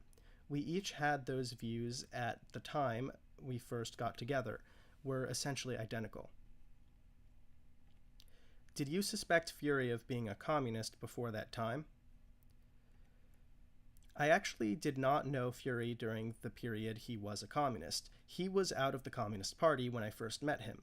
I certainly was not too surprised he was. Even in the first 2 years I knew him, he has changed quite markedly. Even those views were a little bit wild in my opinion.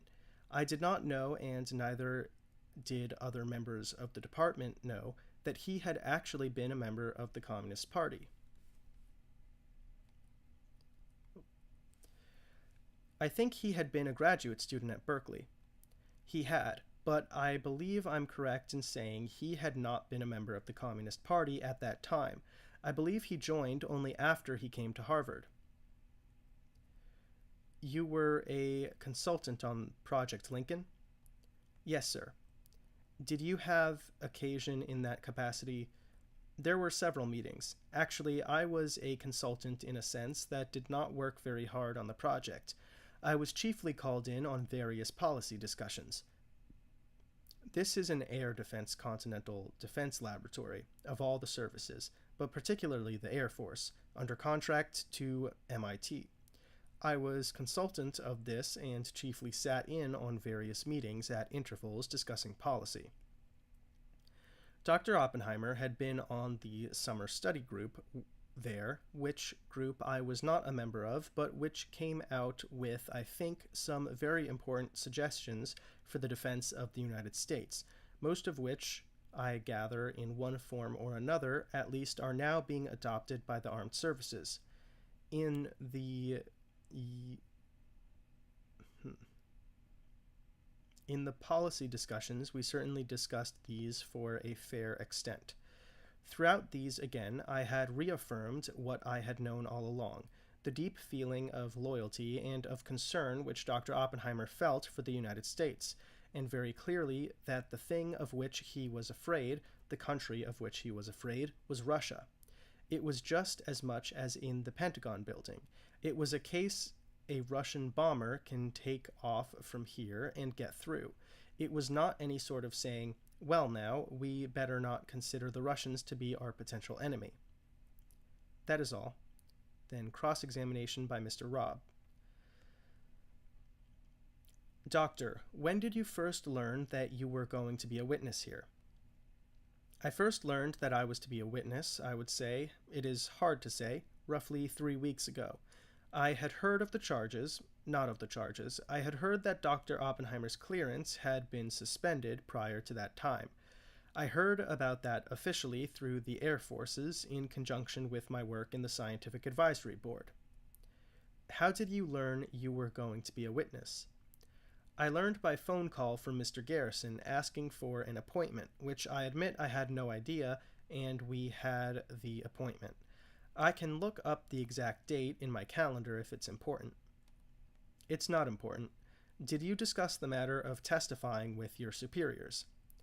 No, sir. Universities operate in funny ways. I don't think we have particular superiors in this kind of matter. Did you tell anybody in the department? I only told the chairman of my department as I was leaving to come here. Who's that? Professor Kenneth Bainbridge, who, incidentally, was the scientist in charge of the first atom bomb tests in New Mexico. You mentioned Dr. Fury, is it? Yes, that's right. He was at Harvard for some time. I think he came to Harvard. The two dates I will get mixed. I would say he came to Harvard in 1936 and joined the Communist Party in 1938. No, he would not have joined in 1940. He came in about 1936. When did you know him? Oh wait, sorry. Wrong person. When did you know him? I may have met him. It is one of these things you can't be sure when you meet a person. I met him during the war at a physical society meeting, but my first knowledge of meeting him, to attach a name to him, and to know the man was when I arrived at Harvard in the fall of 1947. And you knew him from then as an associate? I knew him as an associate, and very well. As a colleague? A colleague, that's right. Did you suspect that he either was or had been a communist? Oh wait, sorry, I keep flipping to the wrong person. Did you suspect that he either was or had been a communist? If there had been any member of our department who would have been, he would have certainly been the one. I must admit that it seemed to me somewhat in some of our political arguments, in my opinion, he is not terribly sound on them. I would like to get it in the record. I am a very strong opponent of the communists and have been. I gathered that.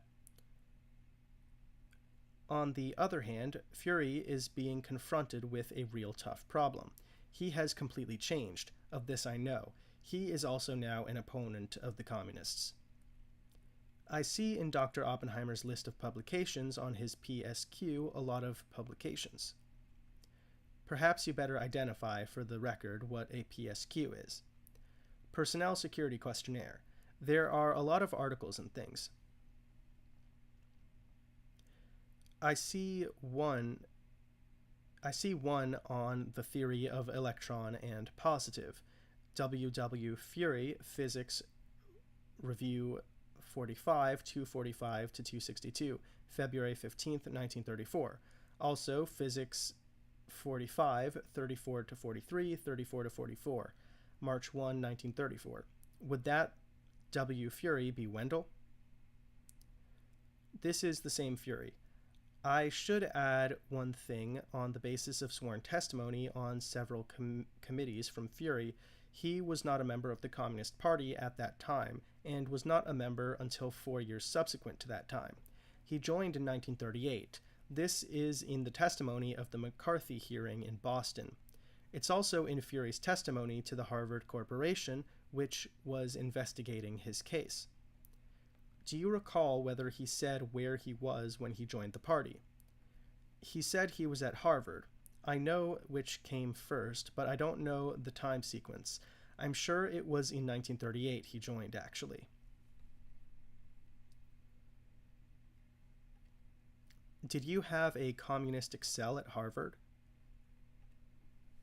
According to the testimony of practically everyone who was in it, there was a group of, I guess, about 10 or so people in the period of around 1938, chiefly who were indeed members of the Communist Party.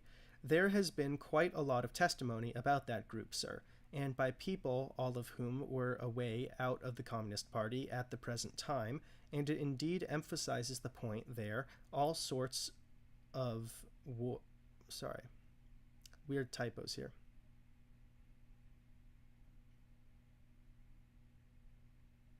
Okay. There has been quite a lot of testimony about that group, sir, and by people all of whom were away out of the Communist Party at the present time. And it indeed emphasized the point that there were all sorts of being a communist.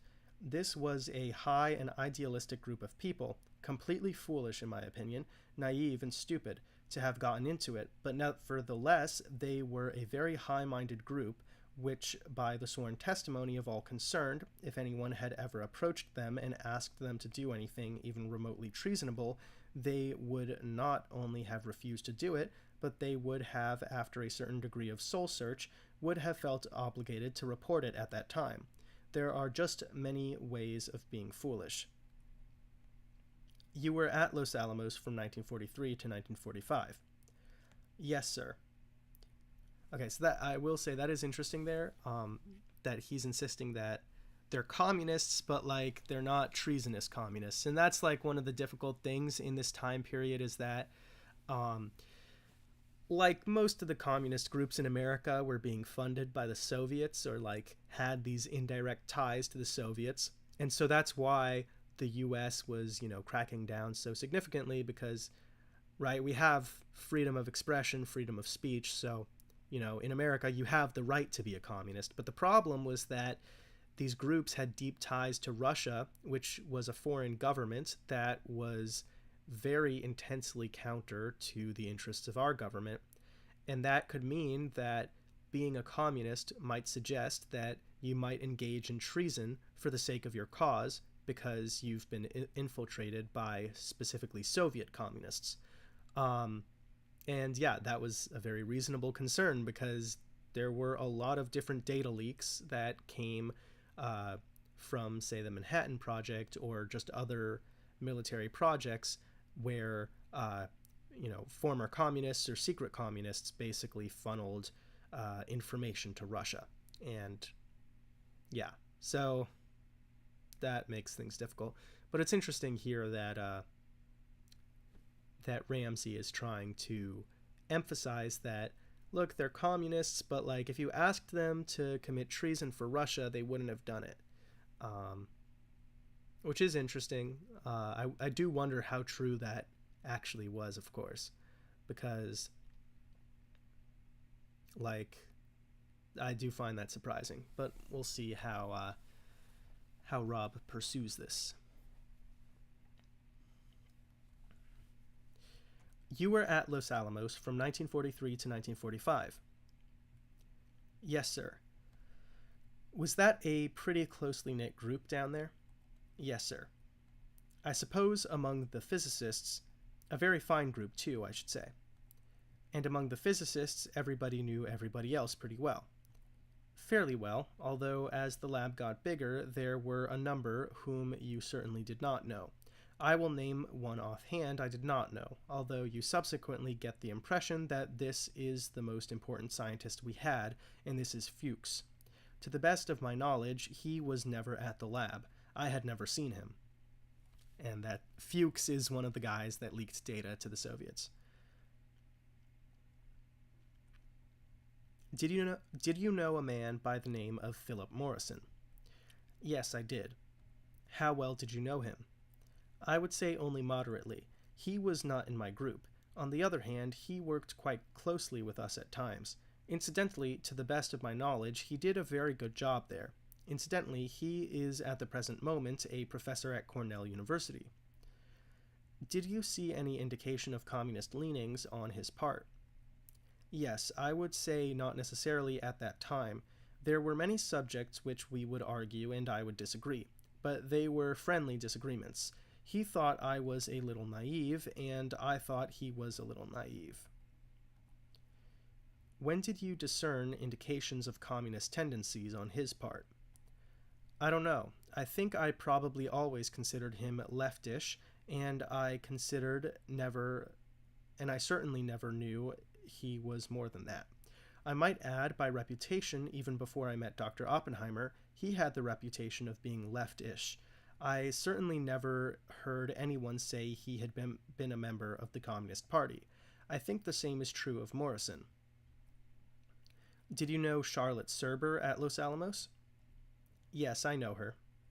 What can you tell us about her communist tendencies or otherwise? I must admit on that I did not know that she had them. There is a certain mannerism. Sometimes she had a characteristic of, maybe a little intellectual snobbery at intervals, which I think some people have had, which incidentally she has gotten completely over subsequently. I think there is nothing in the political discussions that would have implied it. Actually, I got to know her better since the war than I did at Los Alamos, so we lived more closely together then. I have seen her as recently as a month ago. Where are they now? Professor Serber is a professor of theoretical physics at Columbia University. He is also a consultant at the Brookhaven Laboratory for the Atomic Energy, and presumably thereby cleared. Here, wait, I need to drink some water.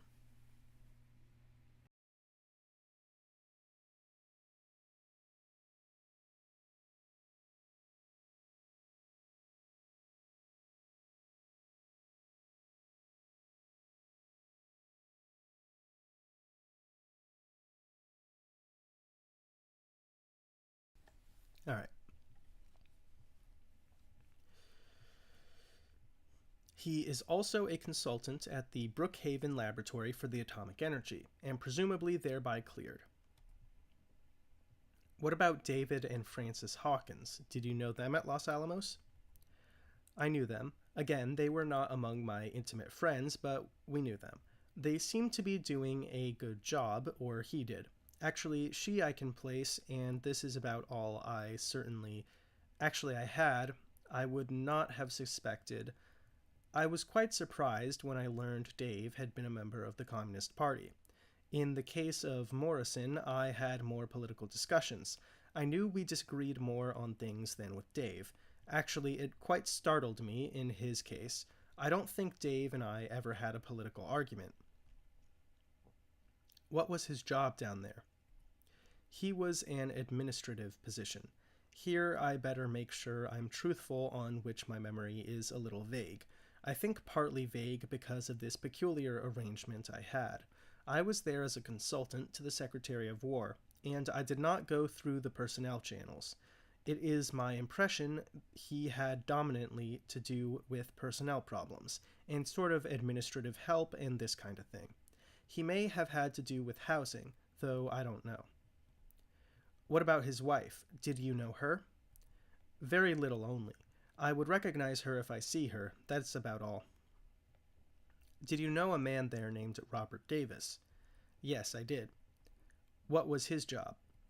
Again, he was in more the administrative. Later, I knew his job best near the end of the war, when he was indeed writing up something of the history or something of this kind of the project.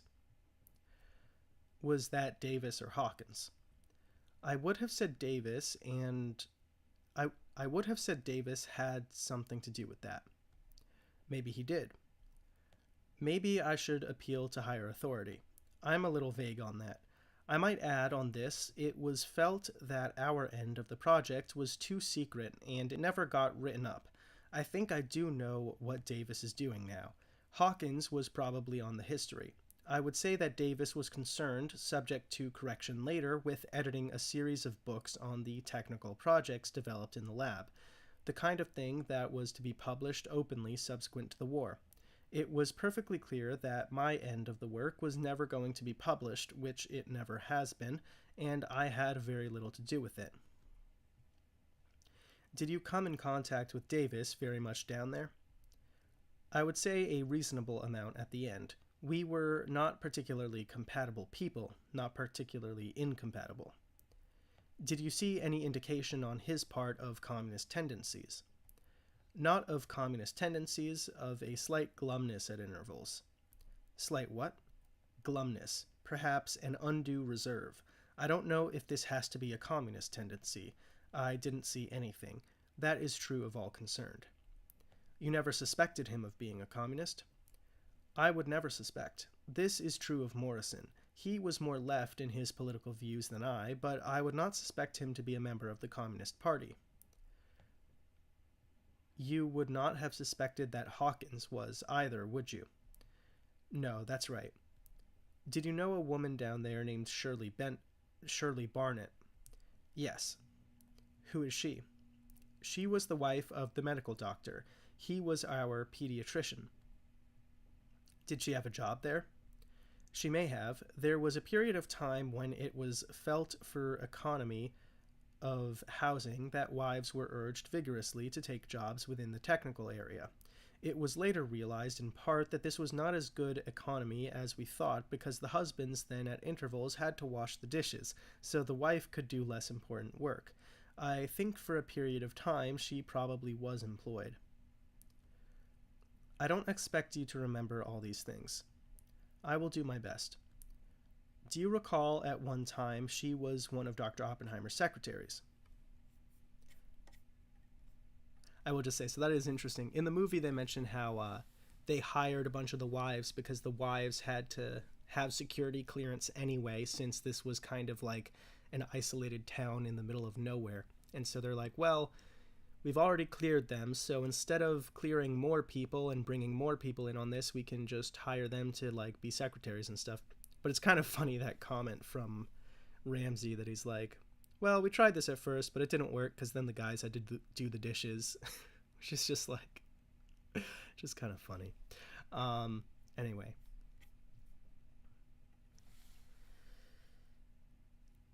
I don't expect you to remember all these things. I will do my best.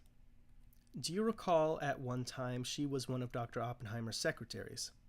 That may be. Priscilla Duffield was the principal of Dr. Oppenheimer's secretaries. She was the one to whom we always went. It may very well be she was. Did you know Shirley Barnett well? Moderately. The best good summary is that we probably spent a total of 4 hours or 5 hours in conversation. You get to know a person fairly well, but you don't get to know everything. Did you ever see any indication of communist tendencies on her part? No, there was no chance for a conversation to get that far. She is not one who, some people you get to know well enough you can do it. In Oppenheimer's case, I would know it much better. None of these people did I know as nearly as well as I knew Dr. Oppenheimer or Wendell Fury. Did you know Dr. Oppenheimer's brother Frank at all? Yes, I did. How did you know him? He was an employee at Los Alamos and an assistant to Dr. Bainbridge. Did you know that Frank had ever been a communist? Only after I read it in the papers. Were you surprised when you heard it? Yes, yes, I was certainly surprised by this. There were probably other people at the lab I might have been more surprised about, including myself. Did you know Mrs. J. Robert Oppenheimer? Mrs. J. Robert Oppenheimer? Yes, though not too well. Did you know she had ever been a communist? No, sir. Well, I did not know at Los Alamos. I was indeed told by Oppenheimer himself, in fact in conjunction with the discussions pertaining to Fury a year or so ago, that she had been a member of the Communist Party. Were you surprised when you heard that? Well, I mean, there is a surprise in each direction. It's quite conceivable. On the other hand, I had no reason to anticipate it, and since the number is small, I would say yes, I was generally surprised. Did you know Mrs. Frank Oppenheimer, whose name was Jackie? I know her chiefly by name. I did not know her well. No, sir. Did you know some people down there named Woodward? Woodward? Yes. Not at Los Alamos, or not well enough to be sure. Doctor, I wonder if you can help us a little bit. You said that you were a consultant or advisor to the Air Force in connection with an atomic matter. I am a member of the Air Force Scientific Advisory Board. I am on the armament panel. Until about a year or so ago, when there was established also an atomic energy panel of the Air Force, it was the armament panel that had the scientific advising responsibilities within the Air Force on atomic bombs, not atomic propulsion. Oh, that's interesting. Atomic propulsion. I think at this time, there were a few projects where they were looking into nuclear planes, like nuclear subs. The problem was that the shielding for a nuclear plane would be way too heavy to actually, fly. But the idea was similar to a nuclear sub that can, stay underwater for months at a time without refueling. If you had a plane that ran on a nuclear reactor, you could have it stay in the air for like a month or something, which would be crazy. But it's just not feasible. So, yeah. Anyway. Actually, on that topic, I think I did see there's all these weird companies now that come up with like new ideas and stuff, and I think there was one that was to make a super airplane cruise ship basically that would be nuclear powered or something like that. Here, wait, I kind of want to look that up because that sounds like something that they were working on briefly. But yeah, you can see this is nuclear powered aircraft considered in the 50s.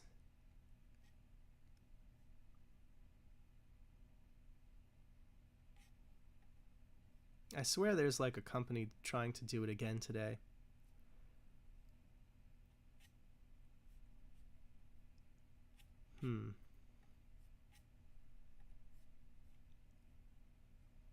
Oh yes, this is it.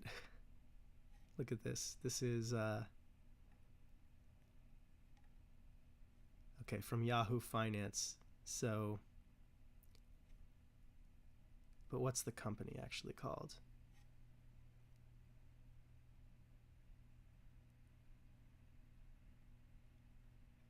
Yeah, Flying Hotel. That would feature a gym, a shopping mall, a theater, and more, and it would be able to fly for months at a time. I'm not sure how feasible this is. It's probably not super feasible, but it's just interesting because they were kind of working on this back in the 50s and figured out it wouldn't work either.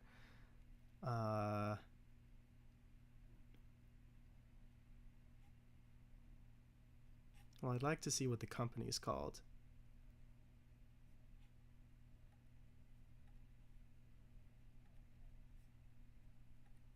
Weird.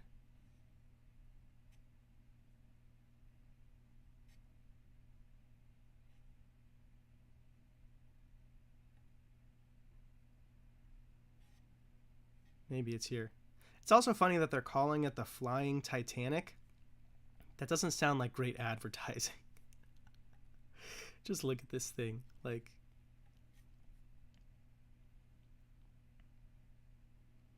Okay, I think the company's called Sky Hotel. Oh, a Sky Cruise, a giant flying machine. That's so insane. They're also saying no carbon footprint. I guess that makes sense with a nuclear powered thing. But yeah, I mean, just look at this thing. That's so crazy.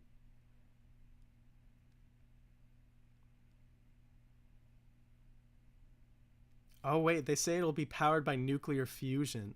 Okay, this is a whole rabbit hole I could go down, but that's interesting. So they don't even power it with traditional power plants. It would be with fusion, which is just another layer of making this not something that could exist for a very long time. Anyway, okay. But yeah. So yeah, I was working with the Air Force on atomic bombs, not atomic propulsion.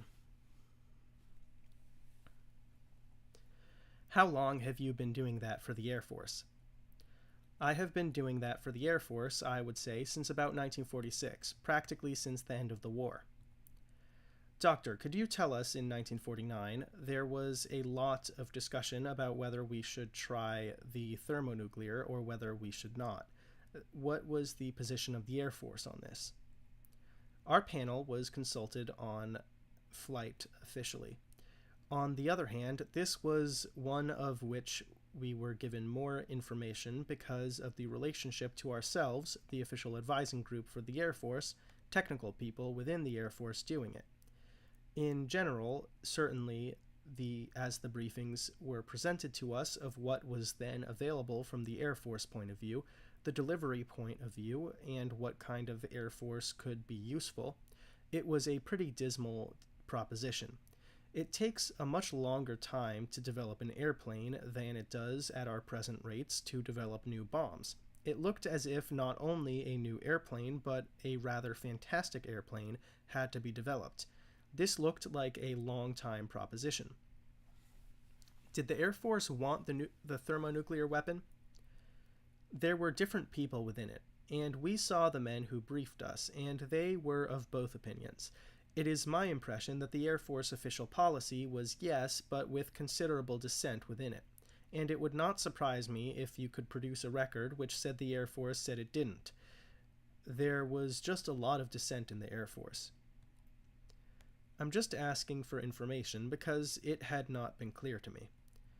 Particularly within the working groups of the Air Force with which we operated, it was such an argument of people saying that a sitting duck in airplane of this nature would be, on the one hand, to people saying it is a super, it is a hooper on the other. I would not be surprised the same way I divide it within myself, sort of 55% probably for and 45% against. Did the Air Force finally take an official position as to whether they wanted the weapon or whether they didn't? This I cannot comment on. It was never referred to us. If I knew, I don't remember. Eventually they have. They have a position now very strongly. They very much want it now. This has been in our discussion. At what year and at what time they decided they wanted it, I am completely unclear. Was there some debate, Doctor, about a strategic Air Force against a so-called Maginot Line defense that you had anything to do with? I had problems to do with the Air Force since I went to the radiation lab in 1941. Ever since that time, there has been a very vigorous debate about strategic bombing versus tactical versus air defense. This is a very real problem the Air Force has to face. How does it distribute its funds? Within the Air Force, there is at all times a considerable amount of dissension on the matter, ranging from the Strategic Air Command, each group essentially saying it has the important thing. I would say dominantly, during almost the entire time I have had to do with it, the official position of the Air Force has always been very strongly in favor of the strategic concept. The Scientific Advisory Board, of which I am a member, is much less certain on this matter. It has many more reservations that this is enough.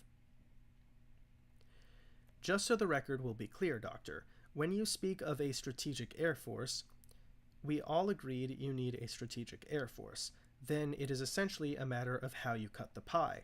Do you put practically everything in the Strategic Air Force with only a token air defense? Do you put an equal distribution, or how do you do it? I think most people will agree you need to have a large and strong Strategic Air Force. On the other hand, there are tactical problems. Mr. Chairman, I don't want to shut off discussion, and this is all very interesting, but is it relevant to the problem before the board? I ask this question only in the interest of time because we have 2 more witnesses waiting. I thought it was, Mr. Chairman, or I would not have gone into it. I think it has been something said in the record by Dr. Oppenheimer, something about Project Vista. Didn't it have to do with that? Project Vista had to do with essentially the ground forces, not the Air Force. Essentially, the problem of Project Vista was given at Korea. How do you do something about it? This was very closely related also to the Air Force. It was a joint project supported by the Air Force as well as the ground forces. The problem was from the Air Force point of view, how can you support ground troops, and again, what fraction of your money should go to that kind of a weapon? The all-out strategic people would argue that the only way to do so is by strategic bombing, and don't waste your money on tactical support.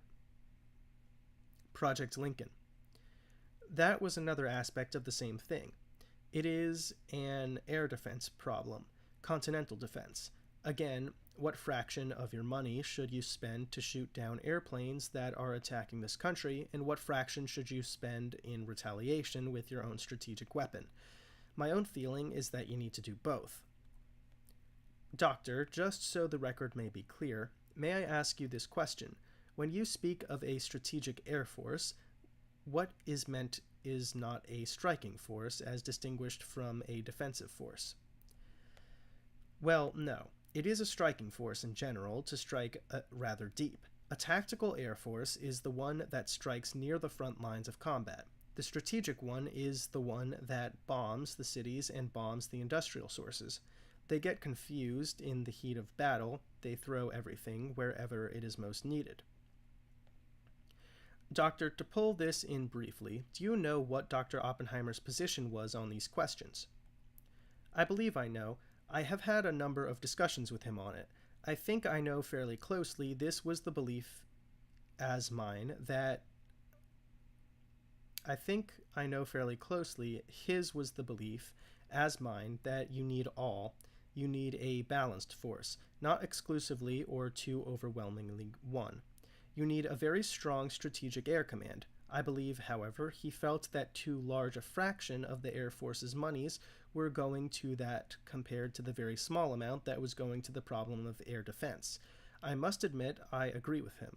I'm not sure that we would necessarily agree as to how much correction needs to be made. He may want to do it more or less than I. On this I am in complete agreement, and so are many members of our advisory committee board. In other words, the scientists tend to favor rather the continental defense theory, is that it? No, I would say they favor the balanced force theory, which many people in the military also favor, namely that to defend the country, if you put all the eggs in one basket, and the enemy country, Korea was a good lesson of this, we were actually relying, I should say, a little too heavily on some of the strategic and not enough on the tactical, and we were suddenly confronted with the situation where it was decided not to use the all-out strategic weapons. I don't know of any scientist concerned with military things who thinks that we should drop the strategic air force. Almost all I know, and it is my impression that Dr. Oppenheimer would also argue that it should be the biggest part of the Air Force, but not the whole thing. Did you have anything to do with the long-range detection business? Only after it was invented. They tried to get me on the summer project, but my wife and I were scheduled to go on a trip to Europe, and I'm afraid we went, and I didn't help very much on that. I think they originated some very important ideas on that. I'm cautioned that I should avoid getting into classified material on that matter. I think what we have said so far is all right, but we are getting close, I agree. Did Dr. Oppenheimer have any part in that? Yes, sir. He was on the summer study group that invented that. I don't know who invented what. Certainly the net product was very important. I have discussed it subsequently, and he thinks it is important and advocated strongly that it be invented. Can you, without getting into classified material, give us Dr. Oppenheimer's position? I think approximately. I think his position was that the defense of the country, as well as its ability to retaliate, was a very important thing, which was being underdeveloped. There had now been invented some techniques which would be of a vast aid in this, which were simply not thought of before.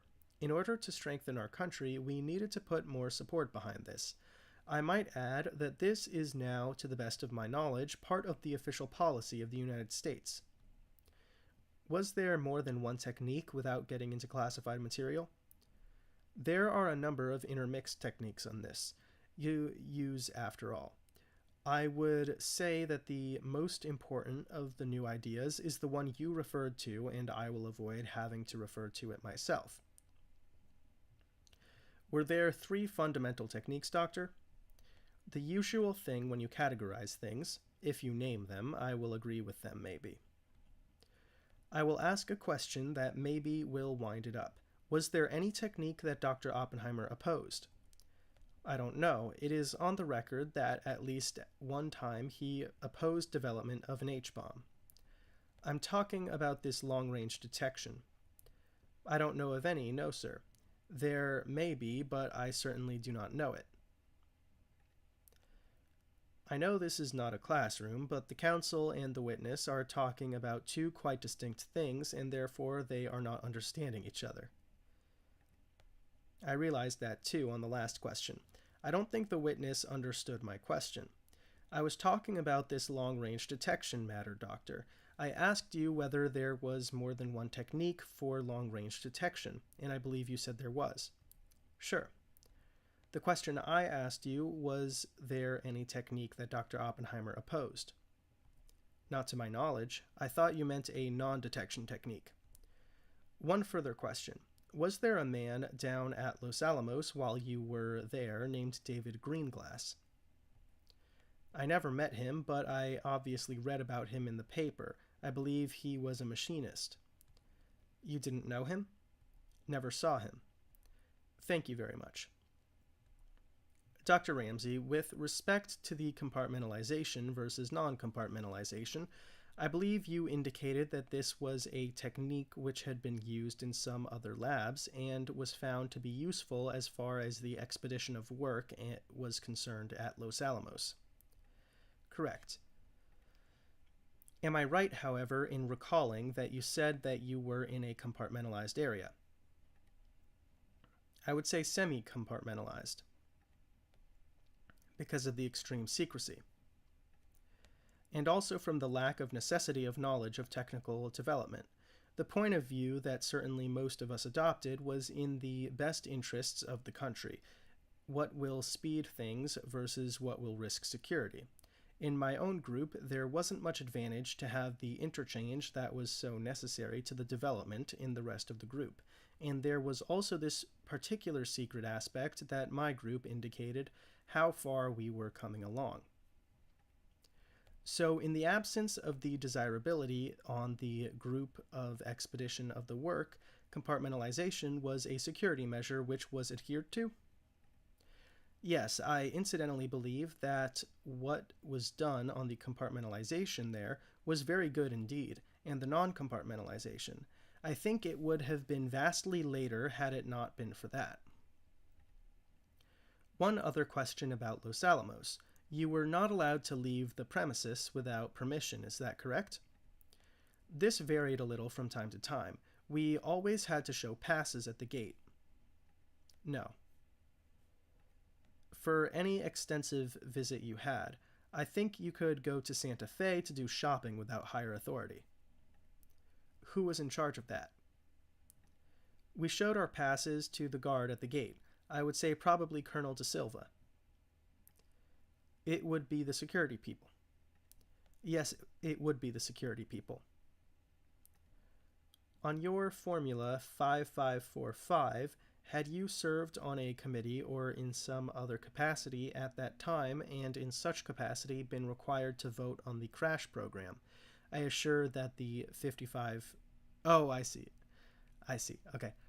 On your formula of 55 to 45, had you served on a committee or in some other capacity at that time, and in such capacity been required to vote on the crash program, I assume that the 55%, that is correct. There comes a time when a man has to make a decision. That is correct. One important argument might have reversed the 55 the other way. I would have to face that. That is correct. I would have voted in that time in favor of it. You pretty well knew the various arguments. I think I knew most of them. I did not know all of them. I certainly respected these people. There were many who disagreed with me. Yes, I understand that. Just in the interest of my understanding the record, in talking about Dr. Fury, you said he could not have joined the Communist Party in 1940. What did you mean by that? I can tell you what I mean. I realized this when I said 1940. This was the time of the Nazi-Soviet agreement, and I do know also from the testimony that he almost got out at that time. Actually, he didn't get out at that time, but he almost did. Essentially, by that argument, I'm saying that I think it would have been very unlikely that he would have been... Essentially, by that argument, I'm saying that I think it would have been very unlikely that would have been the moment at which he initiated the move of getting in. It is because also, I remember, he had been in before that period. Yes, I was trying to get that clear. Whether you are saying that it could not have been 1940 had to do with your recollection or had to do with an international situation. I would say it actually had to do with both. I think it was dominantly recollection. As I started to say this, I remember the 1938 date. But what I know of him, I think this would not have been the date he would have chosen. It is the period of the collapse of France and the Nazi-Soviet pact. I'm sure he would not have chosen that as joining. He was very upset about it, and in fact dropped going from all meetings. You said he almost resigned. Yes, as a matter of fact, if it were not that he moved so slowly, it took him about a year to make up his mind to drop out, by which time Russia was an ally. There have been a lot of allegations about the fact that people at Harvard and other institutions have been involved. I don't mean to single out Harvard, but they have been. That is correct. Of course, Dr. Fury's name has appeared publicly along with 3 others at the same time. There have been a total of 3. Actually, one of them is no longer teaching at Harvard. He was on a temporary appointment. One has an appointment terminating this year. Fury is the only permanent member of the tenure appointment in the Harvard faculty for which this is true. Were these others known to you? No, I never met any of them. Incidentally, Kahneman, our other most conspicuous case, Fury has never met him. I'm sorry they saw each other at a hearing. Is that Martin Kahneman? It is a good question. I think it is Leon. I am quite sure. Dr. Ramsey, would you tell us about your undergraduate and graduate education and where you had them?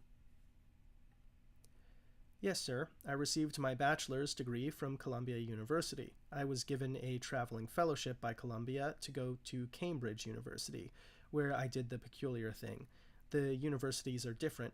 I received another bachelor's degree from Cambridge University, subsequently a master's degree. I came back and got my PhD degree from Columbia. Did you meet a Bernie Peters down there at Los Alamos? I certainly didn't meet him at Los Alamos. I met him at Rochester subsequently, and I didn't realize he had been at Los Alamos. Did you meet Lominitz down there? No, sir. Rossi? No, sir. Did you meet Weinberg down there? At Los Alamos? He was at Berkeley. I think he was at Berkeley. As a matter of fact, I never met Weinberg. Did you meet Ma Flanders down there? Yes, he was a mathematician. Yes, he was an electronic mathematician. He was in the computing. It was mathematics at first. It gradually developed into electronics. Did he have his beard? He had his beard, and it startled the security guards to no end. You say you knew Fuchs. Fuchs, under sworn testimony, I would have to say, to the best of my knowledge, I have never seen the man, and I couldn't even prove he was ever at Los Alamos. Forgive me for reminding you that you are giving sworn testimony. That is correct. I was about to say if I were, and I realized that I am. Some of these people that you knew down there in this cell at Harvard, a number turned out later to be communists. Yes, actually. The only member of the group at Harvard that I ever met was Fury. This was subsequent to his membership. Yes, I'm sorry. At Los Alamos, I knew the people I have... Oh, wait, sorry. You knew Hawkins, you said. Yes, I'm sorry. At Los Alamos, I knew the people I have enumerated, including Hawkins. From what you know now, and thinking back, Would you think you are a very good judge as to whether a man is a communist or not? I would say yes, I think on the following. I mean, since you are not trying to judge, you can guess some people might be and some were not. I don't think you can explicitly with someone you don't know terribly well, as with all the ones I have enumerated, my conversation runs to maybe a total of 4 or 5 hours. I certainly would have had no claim with any ones enumerated, would I ever have felt in a position of saying they weren't. I would not have been in a position to claim they were not. Simply, I didn't know them well enough. I don't think ability to judge enters there. A person whom I never met can't say anything. A person whom I met only casually, chiefly to talk about the physics problems, is no way to judge. That's all. Mr. Garrison? No. Thank you very much. Thank you. Sorry to have taken so much of your time. All right, so then the witness is excused and they have a brief recess. So I am going to end it there. And yeah, so yes, that's an interesting first half of the day here. Let's see, what do I have to say about this? I mean, no, it's just more like investigating all the connections to other scientists that turned out to be communists.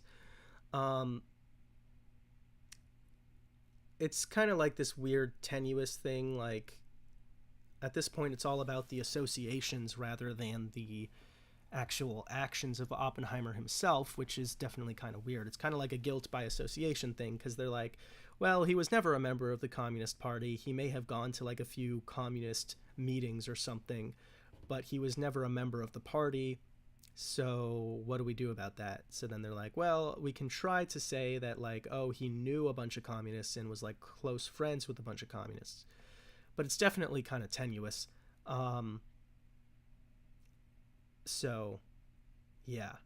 But, I mean, it's also hard because, especially among, like, academia, I mean, really, again, among, like, any field of work, you're going to have kind of a vast network of people that you talk to on occasion. And so it's like, oh, like, you worked with this communist. And it's like, yeah, I've worked with hundreds of people. I'm sure some of them were communists. I'm sure some of them were, like, fascists or something, right? Like, you know, it's not like if that's the basis of your accusation, you can accuse someone of being anything, you know, like, oh, you worked with someone that ended up being a murderer, so you're like a suspected murderer. It's like, what? Like, I barely knew the guy. So yeah. But ultimately we know how this case turns out, so even this kind of tenuous evidence works against Oppenheimer enough to have his security clearance revoked. But yeah, so I will return to this either next Friday or the Friday after that, and we'll look at more stuff about Oppenheimer. But with that all being said, I would like to thank you all for watching and say goodbye.